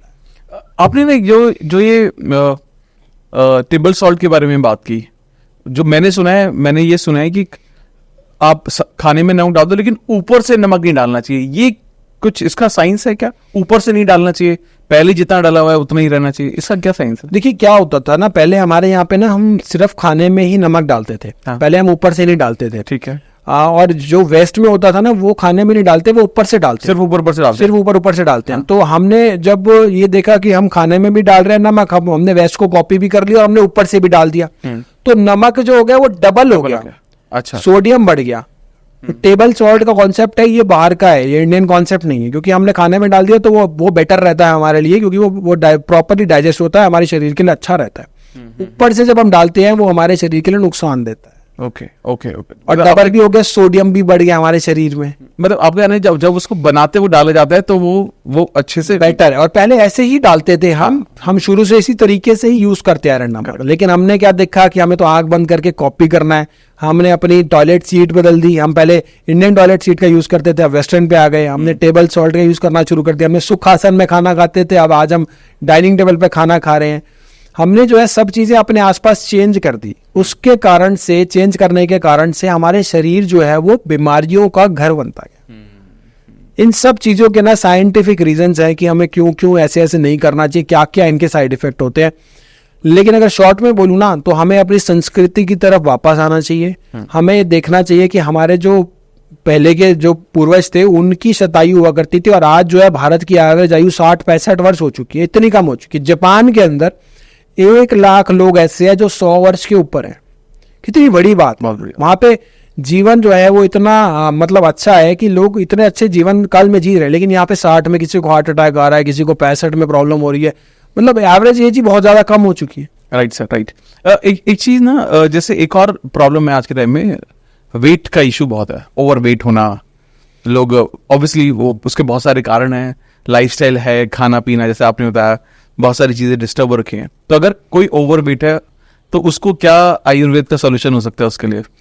देखिए, बहुत से लोग ना ओवरवेट, बहुत सारे पेशेंट्स का वेट जो है वो कम हुआ है। कैसे क्या करना है उसके लिए बेसिक चीज़ों का फॉलो करना है। हमेशा जब भी हम खाना खाएं ना, खाने को पीना है, खाना पीना। ओके। खाने को पीना है मतलब खाना जब हम खाते हैं तो उसे हमें च्यू करके खाना है, आराम से, बिल्कुल पेस्ट बना के हमें उसको मुंह के अंदर लेके जाना है, पेट के अंदर लेके जाना है। तो इतना आराम से उसे हम खाएं कि वो लिक्विड फॉर्म में हो जाए, मुंह में हमारा लिक्विड फॉर्म में हो जाए। बहुत सी ना 32 बार चबा, 40 बार, तो उसके पीछे का यही रीजन है कि हम लिक्विड फॉर्म में वो खाना हो जाए और आराम से डाइजेस्ट हो। और जब वो लिक्विड फॉर्म में हो जाता है ना, तो साथ में उसके हमारे जो बॉडी में, हमारे जो मुंह में अमाइलेज है, वो अमाइलेज एंजाइम भी मिल जाता है और वो बॉडी में जाके अच्छे से डाइजेस्ट भी होता है। सबसे पहले तो हमें ये करना है। दूसरा, जो भी लोग खाना वेट लॉस करना चाहते हैं उनको एक जहर छोड़ना है। उस जहर का नाम है चीनी। ये चीनी जो है ना, ये सेकंड मोस्ट एडिक्टिव चीज है कोकेन के बाद। और हम चीनी सब जगह हमारे आसपास है, मिठाइयों में, ड्रिंक्स में, फिजी ड्रिंक्स में, कोल्ड ड्रिंक में, चाय में, कॉफी में, सब जगह पे चीनी है। कई जगहों पे तो दालों में, सब्जियों में भी चीनी डालते हैं, कई प्रांतों में तो। हाँ, गुजरात में शायद। हाँ, मीठा। तो ये जो चीनी है, जो ये बहुत ज्यादा नुकसान देती है हमें। चीनी में ऐसी कोई भी चीज नहीं है जो हमारी बॉडी को चाहिए होती है। हमारी बॉडी को बहुत सारे पोषक तत्व चाहिए, विटामिन चाहिए होते हैं, मिनरल चाहिए होते हैं, प्रोटीन चाहिए होते हैं, फास्फोरस, पोटेशियम। चीनी में ऐसा कुछ भी नहीं है। चीनी में सिर्फ जहर है जो हम चीनी में डूबे पड़े हैं। पहले हमारे यहाँ पे चीनी कोई नहीं यूज करता था, हम सिर्फ गुड़ यूज करते थे, शक्कर यूज करते थे। लेकिन आज के समय में हम चीनी का इतना ज्यादा आदी हो चुके हैं कि हम चीनी ही खाए जा रहे हैं। और चीनी जो है, वेट लॉस जिनको करना है वो चीनी उनको सबसे पहले छोड़नी पड़ेगी, कट डाउन शुगर। ठीक है, ओके। उसके बाद जिनको वेट लॉस करना है, हमें खाने की विंडो सेट करनी है। जठर अग्नि जो है ना, हमारी जो हमारी डाइजेस्टिव फायर है, वो हमारे सूर्य के अनुसार काम करती है। तो सूर्यास्त के बाद हमें कुछ नहीं खाना है और सूर्योदय से पहले हमें कुछ नहीं खाना है। 9 to 6 की विंडो हम लेंगे, जिसके आज के डेट में इंटरमिटेंट फास्टिंग भी कहते हैं। आयुर्वेद में ये कई हजार साल पहले बता दिया गया था कि हमें इस विंडो में खाना है जब हमारी बॉडी वो डाइजेस्ट भी कर पाए। डाइजेस्टिव फायर तो हमारी तभी चल रही है ना। और हम रात को खा रहे हैं, वो ऑनलाइन ऑर्डर कर रहे हैं, दुनिया भर की हम चीजें मंगा रहे हैं और दुनिया भर हम जो है रात को ही हम खा रहे हैं। मैं देखता हूँ रोज रात को खाते हैं, कई लोग कहते हैं दिन में खाते नहीं, रात को ही खा रहे हैं हम। तो खाना पचेगा कैसे? खाना वो जाके वो आंतों में जमेगा, दुनिया भर के फैट बनाएगा, दुनिया भर की गड़बड़ करेगा शरीर में जाके। बिल्कुल। तो हमें ये भी करने की जरूरत है कि हम अपनी विंडो सेट कर लें, 9 to 6 में खाएं, जब हमारे सूर्योदय के बाद, सूर्यास्त के बाद कुछ नहीं खाना, रात को कुछ नहीं खाना, वो पचेगा नहीं। उसके साथ साथ बहुत से लोग जो है कहते हैं हम तो कुछ खाते नहीं खाना, मतलब जो कॉमनली सुनने में आता है। लेकिन वो ये भूल जाते हैं वो बीच में क्या खा रहे हैं। वो थोड़ी देर में, 8-2 घंटे में कुछ ना कुछ खा रहे होते हैं, लेकिन उन्हें फील नहीं होता। ये रेगुलर मंचिंग की हैबिट है ना, ये बड़ा नुकसान देती है। इसको हमें अवॉइड करना है। पाम ऑयल के बने हुए जो हम खा रहे हैं, पैकेट्स खा रहे हैं दुनिया भर के बड़े बड़े ब्रांड्स के, सभी के पीछे लिखा होता है, आप पीछे पढ़ लेना, पाम ऑयल। पाम ऑयल कितना खराब है। पाम ऑयल जाके सीधा हमारी जो आर्टरीज है उनको ब्लॉक करता है, जाके जमता है वो पाम ऑयल, क्योंकि वो इतने टेम्परेचर पे बना होता है। हमारी बॉडी उसको कैसे डाइजेस्ट करेगी? जितने भी मिक्सर बनते हैं, क्योंकि सबसे सस्ता होता है पाम ऑयल और सभी को जो है प्रॉफिट चाहिए, तो पाम ऑयल में सारे मिक्सर 95% मिक्सचर जो है पाम ऑयल में बनते हैं। और पाम ऑयल मंचिंग करे जा रहे हैं, खाए जा रहे हैं, दुनिया भर की बीमारियां हम ले जा रहे हैं। नमक अलग जाता है, दुनिया भर की चीजें, चीनी अलग जाती है। जितने भी पैकेट फूड है, पैकेज फूड है, इन सब में चीनी यूज होती है, प्रिजर्वेटिव होता है, चीनी होती है। तो ये सारी चीजें जो है हमें अवॉइड करनी है। तो ये हमें ये कुछ चीजों का ध्यान रखना है। प्लस ब्रिस्क वॉक जरूर करनी है। हमें वॉक करने हमारे शरीर के लिए बहुत अच्छी है। अगर हो सके तो कार्डियक एक्सरसाइज भी शुरू करें। जिनको वेट लॉस करना है उनको एटलीस्ट 30 मिनट्स की ब्रिस्क वॉक बहुत जरूरी है। वेट लॉस के अलावा शरीर के लिए भी बहुत अच्छी है वो। जब वॉक करते हैं तो सारी चीजें जो है वो अपने आप ही सिस्टम जो है वो फ्लो में आ Flow में आ जाता है जी। तो ये बहुत जरूरी है कि हम इन चीजों का ध्यान रखें, 5 मिनट का प्राणायाम भी करें, अनुलोम विलोम भी करें, उससे भी काफी है। ग्रेट। एक चीज ना मैंने कुछ दिन पहले सुनी थी, जैसा आपने बोला रील से जो बहुत सारे लोग देखते हैं, उसमें ये बोला, मतलब I don't know how, but उसमें ये बोला गया था कि डिनर के बाद जब आप वॉक करते हो उसका कोई फायदा नहीं है। क्या ऐसा है? देखिए बहुत सारे लोग ना, बहुत सारी चीजें चल रही हैं और बड़ा ही दुर्भाग्य है कि कुछ किसी का भी कोई साइंटिफिक रीजन, अगर मतलब बहुत सारे लोगों के पास बहुत सारी चीजें थ्योरी होती हैं, लेकिन आयुर्वेद के अनुसार जो आयुर्वेद सिद्धांतों का ज्ञान है, आयुर्वेद में सूत्रों का ज्ञान विज्ञान है, उसमें क्लियरली उसके पीछे के साइंस क्या है क्या नहीं है वो सारी चीजें हैं। बहुत से लोग कहते हैं खाने के बाद वॉक जो है वो नहीं करनी चाहिए, उसके पीछे का रीजन भी मैं बताता हूँ आपको, और नाइट में हमें क्या करना चाहिए वो भी बताता हूँ। खाने के बाद जब हम खाने के बाद हमारे बॉडी के लिए सबसे अच्छा होता है कि हम वज्रासन में बैठे। हाँ, ठीक है, वज्रासन में जब हम बैठते हैं ना, तो क्योंकि हमारे जब हम खाना खाते हैं तो हमारे पेट को ब्लड सप्लाई ज्यादा चाहिए होती है, तो वज्रासन में जब हम बैठते हैं तो वो नीचे से ब्लड सप्लाई कट हो जाती है और पेट में ज्यादा आ जाती है, तो खाना अच्छे से डाइजेस्ट होता है। बहुत से लोग वॉक करने लग जाते हैं खाने के बाद, तो खाने के बाद जो है वो वॉक आधे घंटे के बाद 20 मिनट के बाद आप कर सकते हो, लेकिन 10-15 मिनट तक अगर वज्रासन में बैठते हो तो खाने का डाइजेशन अच्छा हो जाएगा। जिन लोगों को डाइजेशन की प्रॉब्लम है वो इसका उपयोग कीजिए और वज्रासन में बैठिए और खाना अच्छे से डाइजेस्ट होगा। उसके बाद आप 20 मिनट के बाद, आधे घंटे के बाद आप वॉक कर सकते हो। और रात के खाने के बाद वॉक करना 20 मिनट के बाद, आधे घंटे के बाद अच्छा रहता है। ऐसा नहीं कि वॉक नुकसान देगी। अगर आप वज्रासन में बैठे हो, वॉक करके अगर आप सोते हो तो डाइजेशन और अच्छा होगा। ओके ओके, मतलब ये मतलब मिथी था जो चल रहा है। Okay great. मतलब ये प्रॉपर अगर आप आयुर्वेद के अनुसार बात करें तो इसको इस तरीके से हम प्रेजेंट कर सकते हैं कि हमें वज्रासन जरूरी है, उसके बाद हम वॉक भी कर सकते हैं। ओके सर, जो लोग ना मेंटल हेल्थ के बारे में आपने बहुत बात की, मैं एक बार वापस से आता हूँ। बहुत सारे लोग ना डिप्रेशन में, आजकल डिप्रेशन, स्ट्रेस, एंजाइटी, ये बहुत बड़ी कैटेगरी है इनकी मेंटल हेल्थ में। लोग इसकी वजह से सुसाइड भी कर ले रहे हैं, बहुत परेशान है लोग। प्रेशर है, ऑब्वियसली जेन्युइन प्रेशर है बाहर की दुनिया का, काम का, पैसे का। तो आयुर्वेद में हमारे पास ऐसे क्या क्या तरीके हैं या योग में जिसकी मदद से लोग अपनी मेंटल हेल्थ को, स्पेसिफिकली स्ट्रेस, एंजाइटी, डिप्रेशन जैसी अगर बीमारियों में वो है, तो वो कैसे ठीक कर सकते हैं? क्योंकि यही सब चीजें लीड करती हैं, अल्जाइमर्स वगैरह की जैसी बीमारियां इन्हीं को लीड करती हैं। तो इसके लिए हमारे पास क्या सॉल्यूशन है सर? देखिए, सबसे पहले मैं सभी पूरे भारत को बताना चाहूँगा कि होता क्या है, ये जितने भी मेंटल प्रॉब्लम्स है ना, ये ठीक की जा सकती है। इसको ना हमने ना बहुत ज़्यादा जो एंटी डिप्रेसेंट और दुनिया भर की जो दवाई ली है, उनके दुनिया भर के साइड इफेक्ट हैं। आप सिंपल एक काम करो, जो दवाई खाते हो ना केमिकल वाली, उसको गूगल पे डालो, उसका पढ़ लो क्या क्या उसके साइड इफेक्ट है। आपको समझ आ जाएगा कि कितनी खतरनाक है ये चीजें जो हम खा रहे हैं, हम जो गोलियों पे गोलियां खा रहे हैं, वो कितने ज्यादा उसके साइड इफेक्ट है। ऐसी कोई दवाई नहीं है केमिकल वाली जिसके साइड इफेक्ट ना हो। उसके कारण ना वो बीमारी जो और कॉम्प्लिकेटेड हो चली। यार पेशेंट आया मेरे पास, सुबह 22 साल से डिप्रेशन है उनको, 22 साल के लंबे समय से, और वो पेशेंट कई बार सुसाइडल अटेम्प्ट भी कर चुके हैं, क्योंकि इन तरह के पेशेंट्स में बहुत ही कॉमन हो जाती है प्रॉब्लम। तो मुझे देख के बड़ा दुख हुआ। अगर ये स्टार्टिंग में आते तो बहुत अच्छे रिजल्ट आते हैं। सिंपल हम शिरोधारा भी कराते ना, तो उसके भी बहुत अच्छे रिजल्ट आते हैं डिप्रेशन के केसेस में। और साथ साथ अभी क्या है कि शंख पुष्पी, ब्राह्मी, इतनी सारे हमारे पास मेध्य औषधियां हैं, जिन औषधियों का अगर प्रॉपरली प्रयोग किया जाए उसके साइड इफेक्ट नहीं, साइड बेनिफिट मिलेंगे। और साथ में अगर हम पंचकर्म से इसको कंबाइन करते हैं, साथ में हम योग करते हैं, मेडिटेशन करते हैं, मार्वलेस इफेक्ट वुड कम, बहुत अच्छे एक्स्ट्राऑर्डिनरी इफेक्ट आते हैं। डिप्रेशन के पेशेंट्स में, मेंटल हेल्थ के पेशेंट्स में आयुर्वेद का बहुत बड़ा रोल है, और बहुत से पेशेंट्स की दवाइयां, एंटी डिप्रेसेंट्स बंद हुई हैं। और मुझे लगता है कि जो स्टार्टिंग फेज में है ना, वो तो बिल्कुल ही इसको अच्छे से ठीक कर सकते हैं, कोई दिक्कत ही नहीं। लेकिन जितनी बीमारी पुरानी हो जाती है उसमें थोड़ा सा टाइम ज्यादा लगेगा, लेकिन उनको भी रिजल्ट आए।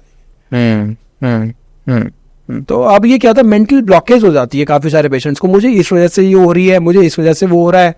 अब इस मेंटल ब्लॉकेज को ठीक करने के लिए पहले अपने इंद्रियों पे कंट्रोल करना जरूरी है, इंद्रियों पे विजय पाना भी जरूरी है, जो हमें आयुर्वेद से सीखने को मिलता है। बिकॉज इट्स आयुर्वेद एक ऐसी साइंस है जो एक उपवेद है, अथर्ववेद का उपवेद है आयुर्वेद, जो एक रिलीजियस उससे रिलेटेड है। दुनिया में 100 से अधिक पैथी है, और किसी पैथी में ऐसा नहीं है। तो हम पूरी हेल्थ के ऊपर फोकस करते हैं। डिप्रेशन जैसी प्रॉब्लम जो स्टार्टिंग से ही ठीक हो सकती है, अगर हम कुछ मैंने चीजें भी बताई पहले कैसे कैसे कर सकते हैं, उसके साथ साथ अगर हम ये फॉलो कर ले, शिरोधारा करा ले, अभ्यंग करा ले, हफ्ते में एक बार अभ्यंग सबको कराना चाहिए। बॉडी बढ़िया ये रहती क्या है अभ्यंग, थोड़ा सा आप बता पाएंगे? है। आम भाषा में बोलूँ तो पंचकर्मा की जो थेरेपीज होती है, मसाज होती है बॉडी के ऊपर, वो होती है, लेकिन उसमें हम अलग अलग प्रकार के मर्म होते हैं जो हम बॉडी में कहते हैं, जिसको प्रेस करा जाता है, जिससे बॉडी जो है वो अच्छी रहती है। एक्यूपंक्चर है? एक्यूपंक्चर टोटली डिफरेंट है, ये पंचकर्मा थेरेपी में आता है। पंचकर्मा की है जिसमें अभ्यंग हम फुल बॉडी में मेडिकेटेड ऑयल के द्वारा पूरी बॉडी में करते हैं। साथ साथ अगर मान लीजिए किसी घुटने में दर्द है, जानू वस्त्री देते हैं, किसी को पीठ में दर्द है, किसी को कहिए तो कटी वस्त्री हो गई, वृक धारा हो गई, इस प्रकार से अलग अलग हम तरीकों से मेडिकेटेड ऑयल का उपयोग करके पूरी बॉडी के लिए पंचकर्मा के अंदर बहुत अच्छे रिजल्ट्स देखने को मिलते हैं, और जो बीमारी है वो जड़ से ठीक होती है। अब जैसे आपने पंचकर्मा के बारे में बात की, मैं कुछ दिन पहले से इसके बारे में जान रहा हूँ और समझ रहा हूँ। पंचकर्मा आज के वक्त में थोड़ा बहुत लोग बात कर रहे हैं इसके बारे में। लोग ये भी बात कर रहे हैं कि काइंड ऑफ ये आपका बॉडी डिटॉक्स हो जाती है। तो पंचकर्मा कितनी जरूरी और कितनी सही है उन लोगों के लिए भी जिनको कोई बीमारी नहीं है? जिनको कोई बीमारी नहीं है, साल में 7 दिन जो है वो पंचकर्मा कराना चाहिए। वमन विरेचन टेक्निक होती है, जिसके अंदर जो है हम जितने भी दोष हमारी बॉडी में इकट्ठे हो जाते हैं वो हम ऊपर वॉमिटिंग के रास्ते और नीचे स्टूल के रास्ते विरेचन, वो सारे शरीर से निकालते हैं, जिसे डिटॉक्स करते हैं। साल में 7 दिन एक बार कराएंगे तो बीमार ही नहीं पड़ेंगे। इतनी ज्यादा पावरफुल टेक्निक है, और बहुत से लोग ना केरला में तो कराते भी हैं, ये रेगुलर बेसिस पे होता है, क्योंकि वहां पे आयुर्वेद का प्रचलन काफी ज्यादा है। तो ये अगर हम करते हैं, साथ साथ हफ्ते में एक बार सभी को अभ्यंग कराना चाहिए। नियर बाय कोई भी आपका पंचकर्मा सेंटर है, वहां पे जाके आप अभ्यंग करा सकते हो। साथ साथ आप वमन विरेचन करा के बॉडी को डिटॉक्स कर सकते हो। बॉडी जो है बिल्कुल आपकी क्लीन हो जाएगी। बहुत से हम आयुर्वेदिक दवाइयां भी शुरू करते हैं ना, तो पहले हम बॉडी को डिटॉक्स करते हैं वमन विरेचन कर, जिसे शोधन क्रिया कहा जाता है। शोधन के बाद हम दवाइयां देते हैं, उन दवाइयों का रिजल्ट बहुत अच्छा आता है, और भी अच्छा आता है। एक चीज मुझे बताइए, जब हम किसी भी आयुर्वेद प्रोसेस को कर रहे हैं अपनी लाइफ में, एक सकारात्मक सोच का साथ में होना कितना ज्यादा जरूरी है? बहुत ज्यादा जरूरी है। मैं हमेशा अपने पेशेंट्स को भी कहता हूं, जब भी आप दवाई लो ना तो आप बड़े विश्वास से लीजिएगा। देखो, पत्थर भी मूर्ति तब बनती है जब उसमें विश्वास होता है, और ये हमारे अंदर विश्वास ही है जो हमारे, जब हम औषधि को पूरे विश्वास से लेते हैं ना, तो उसकी जो हमारी एफिकेसी होती है वो 100 टाइम्स बढ़ जाती है। और कई बार तो ऐसा होता है, एक प्लेसिबो इफेक्ट भी है। जो प्लेसिबो इफेक्ट में क्या होता है, एक कुछ तरह की दवाइयां अगर हम पेशेंट्स को दी जाती है मेडिकल फील्ड में, उसको वो दवाइयों में खाली कैप्सूल भी हो, लेकिन उसको अगर उस दवाई पे विश्वास है तो भी 50% चांस है वो ठीक हो जाता है। हाँ। इतनी बड़ी चीज है विश्वास। आप इससे अंदाजा लगा सकते हो कि जब आप कोई भी चीज कर रहे हो तो विश्वास से करो। खाना भी खाते थे ना हमारे पूर्वज, हाथ जोड़ते थे पहले, हाँ, कि विश्वास से खाते थे। आज हमें खाना नसीब हो, वो खाना शरीर को ज्यादा लगेगा। खाना खाने से पहले जरूर भगवान का शुक्रिया करें, शुक्राना करें कि हमें आज खाना मिला है, और वो खाना हमारे शरीर को भी फायदा करेगा। हमने फास्टिंग का कॉन्सेप्ट देखा है। हम जब भी कोई आता है, रिलीजियस फेस्टिवल होता है, कुछ भी होता है, नवरात्रे होती हैं या एकादशी होती है, तो हम फास्ट करते हैं। फास्टिंग का कॉन्सेप्ट जो है ना, भगवान के लिए नहीं है। भगवान हमारे खाली पेट से कुछ नहीं होता, हमारे अपने लिए है। भगवान ने हम ऐसा बनाया है कि हमारे लिए अपने लिए अच्छा है। हम जब भी किसी चीज को रिलीजन से जोड़ देते हैं तो उसकी वाइड स्प्रेड एक्सेप्टेंस हो जाती है। हाँ, राइट। तो इसीलिए फास्टिंग को हमने जोड़ दिया रिलीजन से। जब हम फास्ट रखते हैं तो इतना ज्यादा पावरफुल है कि जब हम 24 घंटे कुछ नहीं खाते, एक तो हमारे जीआईटी है उसको आराम मिलता है, 4 से 24 घंटे में खाना पचता है। जब हम 24 घंटे कुछ नहीं खा रहे तो हमारे जीआईटी को रेस्ट मिलेगा, एक दिन वो भी छुट्टी पे रहेगा। दूसरा, जो हमारे सेल्स होते हैं ना, उसमें ना हीलिंग कैपेसिटी होती है हमारे शरीर की बीमारियों को मारने की। सही। जब हम कुछ नहीं खाते तो वो जो बीमारी वाले सेल्स होते हैं वो अपने आप ही खत्म होने लग जाते हैं, उनको हमारे अच्छे सेल्स जो है वो खा जाते हैं। लाइजोसोम्स होते हैं हमारे सेल्स के अंदर जो वो बीमारी वाले सेल्स को खत्म करते जाते हैं, जिसे ऑटोफेजी भी कहते हैं। और ये साइंटिफिकली प्रूवन है। जो आज से कई हजार साल पहले आयुर्वेद में लंघन का कॉन्सेप्ट दिया गया है, उपवास का कॉन्सेप्ट दिया गया है, व्रत का कॉन्सेप्ट दिया गया, आज वो साइंटिफिकली दुनिया भर की रिसर्चेस के द्वारा प्रूवन है। ये कितनी एडवांस हमारी जो है वो साइंस है। अब उपवास भी लोग करते हैं ना, क्या खाते हैं, अरे चल ये भी खा ले, चल वो टिक्की भी खा ले, आलू के दुनिया भर के खाते बदलते 2 किलो वेट बढ़ गया, नवरात्रि खत्म। ये होता है। तो ये देखना पड़ेगा कि उपवास जो है उसका करने का प्रॉपर तरीका है। 2 तरीके से उपवास होता है, एक होता है निराहार और एक होता है फलाहार। मतलब या तो आप कुछ नहीं खा रहे पूरा दिन, आप अगर हो सके तो आप लिक्विड डाइट पे हैं, कई लोग विदाउट लिक्विड भी कर सकते हैं, डिपेंडिंग अपॉन आपके शारीरिक बल कितना है, सबके लिए अलग अलग हो सकता है। या फिर आप फल खा रहे हो, सिर्फ फलाहार ले। तो जब हम उपवास करते हैं तो हमारे शरीर में जब हम 24 घंटे कुछ नहीं अन्न डालते तो उसमें जो जितनी भी बीमारियों की हमारी संभावना होती है, बीमारी वाले सेल्स वो ऑटोमेटिकली खत्म करता चला जाता है। कैंसर सेल्स भी जो है वो खत्म होते हैं अगर हम उपवास रखते हैं। तो अगर हम रेगुलर बेसिस पे एकादशी का उपवास रखते हैं 15 दिन में एक बार, और मैं पर्सनली जो है पिछले 10 सालों से हफ्ते में एक उपवास रखता हूँ। हाँ, और उससे क्या है कि बॉडी में जो है ना वो बीमार नहीं पड़ती, फिट रहती है बॉडी, और अच्छे से जो है वो आपकी एनर्जी लेवल्स भी बढ़ती हैं, आपकी मेंटल हेल्थ बढ़ती है, आपके अपने इंद्रियों पे कंट्रोल भी बढ़ता है। वो आपके चेहरे पर देख के चमक वो लग रहा है मुझे। जी, तो ये बहुत जरूरी है कि हम उपवास को अच्छे से फॉलो करें, उसको अच्छे से हम प्रॉपरली रखें और रिलीजियसली करें उसको। तो ये आइडियली जैसे बताया, जैसे एकादशी तो हर 15 दिन में, आइडियल क्या है, महीने भर में एक फास्ट होना चाहिए? अगर हफ्ते में एक फास्ट रखते हैं ना तो बहुत अच्छा है हमारे शरीर के लिए। अगर जो नहीं रख सकते 15 दिन में एक रख ले, महीने में एक रख ले, 3 महीने में एक रख ले, लेकिन रखे जरूर। उससे हमारी बॉडी जो है ना वो बिल्कुल फिट रहेगी। कोरोना हुआ था और मुझे मतलब I was one of the first one जिनको जिस समय जब कोरोना का इन्फेक्शन आया, क्योंकि वो बाहरी इन्फेक्शन था, वो कोरोना हुआ, मुझे कोरोना हुआ तो मैंने सिर्फ 3 दिन लंघन किया था। 3 दिन के बाद कोरोना मेरा नेगेटिव आ गया था। मेरे पॉजिटिव की रिपोर्ट थी और नेगेटिव की रिपोर्ट। उस समय ना दुनिया भर की वो कॉम्बिनेशन ड्रग्स चल रही थी, लेकिन कोई रिसर्च फाइनल नहीं थी कि क्या लेना क्या नहीं लेना। तो बहुत सारी ड्रग्स चल रही थी, ये लेना है वो लेना है, ऐसे ऐसे करना है। और ये भी प्रोटोकॉल था कि आपको हॉस्पिटल जाना है, हॉस्पिटल जाके एडमिट होना है, फर्स्ट वेव जब आई थी। लेकिन 3 दिन के लंघन के अंदर जो पॉजिटिव था वो कोरोना, वो नेगेटिव आ गया। लंघन इज नथिंग बट उपवास। मतलब आपको बुखार किसी प्रकार का हो वो कंट्रोल हो सकता है, चाहे वो कोरोना जैसा घातक हो, खतरनाक भी हो, जिसको एक समय में बहुत ज्यादा ना मेंटल डर था उस समय कि क्या है कोरोना के समय में। जितने लोग कोरोना से नहीं मरे ना, वो उससे ज्यादा उसके खौफ से मरे। हाँ, कि ऑक्सीजन नहीं मिल रहा, ये नहीं हो रहा, ऐसे नहीं हो रहा, वैसे। तो उस समय आपको मेंटली स्ट्रांग रहना बहुत जरूरी है, क्योंकि हम मेंटल हेल्थ के बारे में बात करें हमें, तो मेंटली स्ट्रांग रहना उस समय बहुत जरूरी है। मैंने कितने लोगों को देखा वो हॉस्पिटल गए जो आज तक कभी हॉस्पिटल नहीं गए थे। उन देखा आसपास क्या हो रहा है, कैसे लोग परेशान हो रहे हैं, वहां पे उस खौफ के कारण वो उसको झेल नहीं पाए। हार्ट में प्रॉब्लम आ गई, हार्ट अटैक आ गया, इस तरह की समस्या हुई है। तो कोरोना जैसी बीमारी को भी हम लंघन और उपवास के थ्रू ट्रीट कर सकते हैं। इतना ज्यादा पावरफुल सूत्र है ये।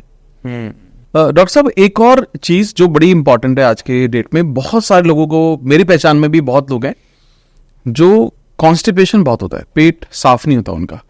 एक कारण तो जो मुझे लगता है, जो आपने भी शेयर किया शुरू में, कि वो इंडियन सीट से लेकर वेस्टर्न सीट हो गई है, ये एक बहुत बड़ा कारण हो सकता है। और हम इसको एक्चुअली सॉल्व कैसे कर सकते हैं अगर हमारे पास ऑप्शन नहीं है तो? देखिए क्या है कि कॉन्स्टिपेशन को ठीक करने के लिए ना सबसे अच्छा और पावरफुल सूत्र है कि हम ना सुबह जब हम उठे तो पानी पिए, ये सबको पता है, लेकिन पानी कैसे पिए और कितना पिए वो उस पर बात करते हैं। पानी जब हम पिए सुबह उठ के तो मलासन में बैठ के पिए, जिसको मलासन से उखड़ू बैठना भी कह सकते हो आप। इंडियन टॉयलेट सीट पे जैसे बैठते हैं उस पोजीशन में बैठ के अगर हम पानी पीते हैं तो अपान वायु पे ना बंद लग जाता है। अपान वायु जो है हमारी स्टूल क्लियर करने में हेल्प करती है, तो अपान वायु पे बंद लग जाता है। तो हम पानी पिए तो एटलीस्ट हम 1.5-2 ग्लास पानी पी सकते हैं, लेकिन पानी भी हमेशा ना इकट्ठे नहीं पीना। हमें 150-200 ml से ज्यादा पानी हमें एक बारी में नहीं पीना चाहिए। इट शुड बी लाइक हमें थोड़ी देर गैप देना फिर पानी पीना। तो 1.5 ग्लास या 2 ग्लास अगर हम पानी पीते हैं, मल आसन में बैठ के पानी पीते हैं, तो अपान वायु के बंद के कारण जो है वो पेट जो है वो अच्छे से क्लियर होता है। जब हम उस बंद से उठ के सीट पर जाते हैं, वॉशरूम सीट पर जाते हैं, तो ये अगर फॉलो करते हैं, इस पोजीशन में बैठ के 1.5-2 ग्लास पानी का सेवन करते हैं, आराम से थोड़ा करते हैं, तो 90% लोगों की कॉन्स्टिपेशन जो है वो ठीक हो जाएगी। अगर बहुत क्रोनिक नहीं है तो इसी से ठीक हो जाएगी कॉन्स्टिपेशन। मल आसन में बैठ के जो है हमें पानी का सेवन करना है। मलासन में बैठ के पहले यूरिन भी किया करते थे हम, आजकल तो हम सीट में बैठ के खड़े होकर यूरिन कर रहे हैं। प्रोस्टेट की प्रॉब्लम बढ़ती चली जा रही है। जब मलासन में बैठ के यूरिन करते हैं तो पेट जो है वो प्रॉपर खाली, यूरिन जो है ब्लैडर जो है हमारा वो प्रॉपर खाली होता है। उस वजह से जो यूरिन जो है वो बचता नहीं है ब्लैडर में, और प्रोस्टेट की समस्या जो कितनी गंभीर समस्या है वो भी नहीं होती। तो छोटी सी चीज अगर हम जो बढ़ती चली जा रही है, स्पेशली मेल्स में जो इतनी ज्यादा समस्या प्रोस्टेट की हो रही है, प्रोस्टेट एनलार्जमेंट हो रही है, अगर हम मलासन में बैठ के यूरिन करते हैं, इंडियन टॉयलेट सीट जिसको कहते थे, तो उसमें प्रोस्टेट की समस्या जो है वो भी नहीं होगी। पहले कहाँ इतना हमने सुना था प्रोस्टेट की प्रॉब्लम हो रही है। आज दुनिया भर के प्रोस्टेट एनलार्जमेंट होती है, फिर वो प्रोस्टेट कैंसर के रूप में बदल जाता है। प्रोस्टेट कैंसर भी नहीं होगा, प्रोस्टेट की समस्या भी काफी कम होगी और कॉन्स्टिपेशन जो है वो तो बिल्कुल जड़ से ठीक होगी। उसके अलावा साइड बेनिफिट्स तो मिलेंगे जिसकी अगर हम बात करेंगे तो शायद हम कई घंटों तक बात करेंगे। बिल्कुल सर, एक और मैं वापस एक बहुत पहले आपने छेड़ा भी था कि जब हम आयुर्वेद की बात करते हैं तो एक एलिमेंट बहुत इंपॉर्टेंट है जो कि है मेडिटेशन, क्योंकि मैं बहुत ज़्यादा प्रमोट करता हूँ मेडिटेशन के बारे में, बहुत बात भी करता हूँ। तो मेडिटेशन का होना, मेडिटेशन को करना, या कोई ऐसी विधि है, कोई तरीका है, स्पेसिफिक तरीका मेडिटेशन का, जिससे अगर कोई अपनी जर्नी की शुरुआत कर रहा है, मेडिटेशन की शुरुआत कर रहा है, तो उसको बहुत ज़्यादा लाभ हो सकते हैं? देखिए, मेडिटेशन ना बहुत से लोग समझते नहीं है क्या होता है। शायद आपके चैनल पे आप अच्छे से समझाते हो तो आपके व्यूअर समझेंगे, लेकिन जो लोग बिल्कुल नए हैं मेडिटेशन में, उनको कुछ नहीं करना, अपने मगज को ना 10 मिनट आराम देना है। क्योंकि हम इतना ज़्यादा बिजी है, कुछ ना कुछ चल रहा है सारा टाइम पे, तो सारा ना प्रेशर हमारे ब्रेन पे पड़ता है। उसको रिलैक्स करने के लिए मेडिटेशन हमें करना, आंखें बंद करके सिर्फ अपनी सांसों के ऊपर, जो हमारी ब्रीद इन ब्रीद आउट हम कर रहे हैं, हाँ। उसके ऊपर अगर हम ध्यान दें तो हमारा ब्रेन जो है वो काफी हद तक रिलैक्स रहेगा। तो जो भी लोग करना चाहे मेडिटेशन जरूर करनी चाहिए। 5 मिनट अगर हम इतना भी करते हैं तो हमारी ब्रेन भी अच्छी रहेगी और हमारी पूरी बॉडी जो है वो भी हमारे गुड हार्मोन्स रिलीज करेंगे। जब हम स्ट्रेस में होते हैं तो हमारे बैड हार्मोन्स रिलीज होते हैं, कॉर्टिसोल रिलीज होता है, जो हमारे बॉडी को जाके नेगेटिवली इम्पैक्ट करते हैं। अब जो है ना, स्ट्रेस में बोलूं किसी को स्ट्रेस नहीं लेना तो वो सही नहीं होगा, क्योंकि स्ट्रेस तो सभी की लाइफ में है। स्ट्रेस को मैनेज करना जरूरी है। उसी स्ट्रेस को मैनेज कैसे कर पा रहे हैं, जो लोग मैनेज कर लेते हैं वो जो है वो ठीक रहते हैं, जो मैनेज नहीं कर पाते वो बीमारी के फॉर्म में किसी न किसी रूप में आता है। तो अगर ये 5 मिनट की एक्सरसाइज हम डेली बेसिस पे करते हैं तो आई थिंक वो स्ट्रेस मैनेजमेंट में भी बहुत ज्यादा बेनिफिशियल रहेगी। Amazing amazing amazing, thank you sir. मतलब सच बताऊं तो मेरा बिल्कुल मन नहीं हो रहा है इसको खत्म करने का, और I am sure about it कि बहुत सारी ऐसी चीजें होंगी जो कि अभी भी अनटच होंगी, जो जानना चाहेंगे। और I wish to have you again soon on this. अगर किसी को पार्ट 2 भी चाहिए, क्योंकि इतने सारे सवाल होते हैं, मेरे मन में भी बहुत सारे सवाल हैं, लेकिन क्योंकि इतना वक्त हो चुका है तो हमें इसको शायद एंड करना पड़ेगा। बट अगर आप पार्ट 2 चाहते हैं तो पार्ट 2 में कमेंट में लिख देना, तो मैं सर को दोबारा बुलाऊंगा। डॉक्टर साहब, एक चीज, जो एक ऐसी एडवाइस जो आप, फाइनल एडवाइस जो हमारी ऑडियंस को देना चाहते हैं। तो जितने भी लोग जो है बीमारी से अगर पीड़ित हैं किसी भी प्रकार से, तो मैं उनको इतना कहना चाहूंगा कि आप आयुर्वेद की शरण में जरूर आएं और आयुर्वेदिक ट्रीटमेंट कराएं, औषधियां, पंचकर्मा थेरेपीज लें, आपको बहुत अच्छे रिजल्ट्स नजर आएंगे। लेकिन आने से पहले सिर्फ इसलिए नहीं आना कि किसी ने बोल दिया, किसी से सुन लिया। आने से पहले पूर्ण विश्वास से आना। वही विश्वास आपकी बीमारी में हेल्प करने में भी, बीमारी को ठीक करने में भी बहुत ज्यादा मदद करेगा, बहुत ज्यादा हेल्पफुल रहेगा। तो बहुत जरूरी है कि हम जो भी खाएं और जो भी दवा लें और जो खाना खाएं, वो पूर्ण विश्वास से, तसल्ली से, एकाग्र मन से सारे काम छोड़ के उस समय खाने पे ही फोकस करें। वही खाना हमारे शरीर को लगेगा और वो 7 धातुओं के निर्माण में मदद करेगा। शरीर तंदुरुस्त रहेगा, बीमारी नहीं लगेगी शरीर में। So thank you so much sir इस चीज के लिए। और एक और जस्ट लास्ट क्वेश्चन, अगर कोई भी पर्सन आपसे डायरेक्टली इन टच आना चाहता है, तो आई नो आपका यूट्यूब चैनल है, इंस्टाग्राम है, कोई और तरीका भी है जिससे वो आपके साथ जुड़ सकता है डायरेक्टली? हमारे 15 क्लिनिक्स और हॉस्पिटल हैं पूरे इंडिया में, सभी मेजर मेट्रोज में। तो अगर किसी को परामर्श लेना है तो वो हमारे यहाँ पे कॉल करके परामर्श भी ले सकता है, नहीं तो आप नियर बाय किसी भी आयुर्वेदिक डॉक्टर से परामर्श ले सकते हैं। और अगर हो सके तो बिना डॉक्टर के भी आप ठीक होने का प्रयास कीजिए, डाइट योगा से प्रयास कीजिए, वो सबसे अच्छी चीज। दवाइयां भी आयुर्वेदिक भी लास्ट में लेनी है हमें, पहले डाइट और योगा से घर बैठे ठीक होने का प्रयास कीजिए। Amazing sir, so thank you so much for this, and I am sure आज का जो पूरा पॉडकास्ट है वो बहुत लोगों के लिए बहुत ज्यादा नॉलेज लेकर आएगा और बहुत अच्छी हेल्थ लेकर आएगा।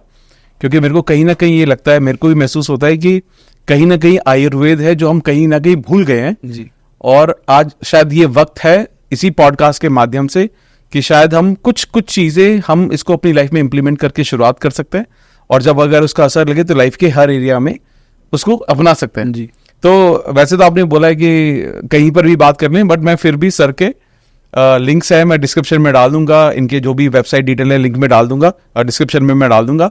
और अगर आपको लगता है डायरेक्टली आपको इनसे कंसल्ट करना है, इनके हॉस्पिटल चेन है इतनी बड़ी, उनसे कॉन्टैक्ट करना है, तो आप उनसे डायरेक्टली भी कर सकते हैं। लेकिन सबसे इंपॉर्टेंट है आप इनके जो सोशल मीडिया है उन सभी प्लेटफॉर्म्स को फॉलो जरूर करें, ताकि वो जो कंटेंट है डायरेक्टली जो कंटेंट बना रहे हैं वो डायरेक्टली कंज्यूम कर सके और आपको ये same vibration same energy directly मिल सके। सर बहुत बहुत धन्यवाद। Thank you so much, pleasure.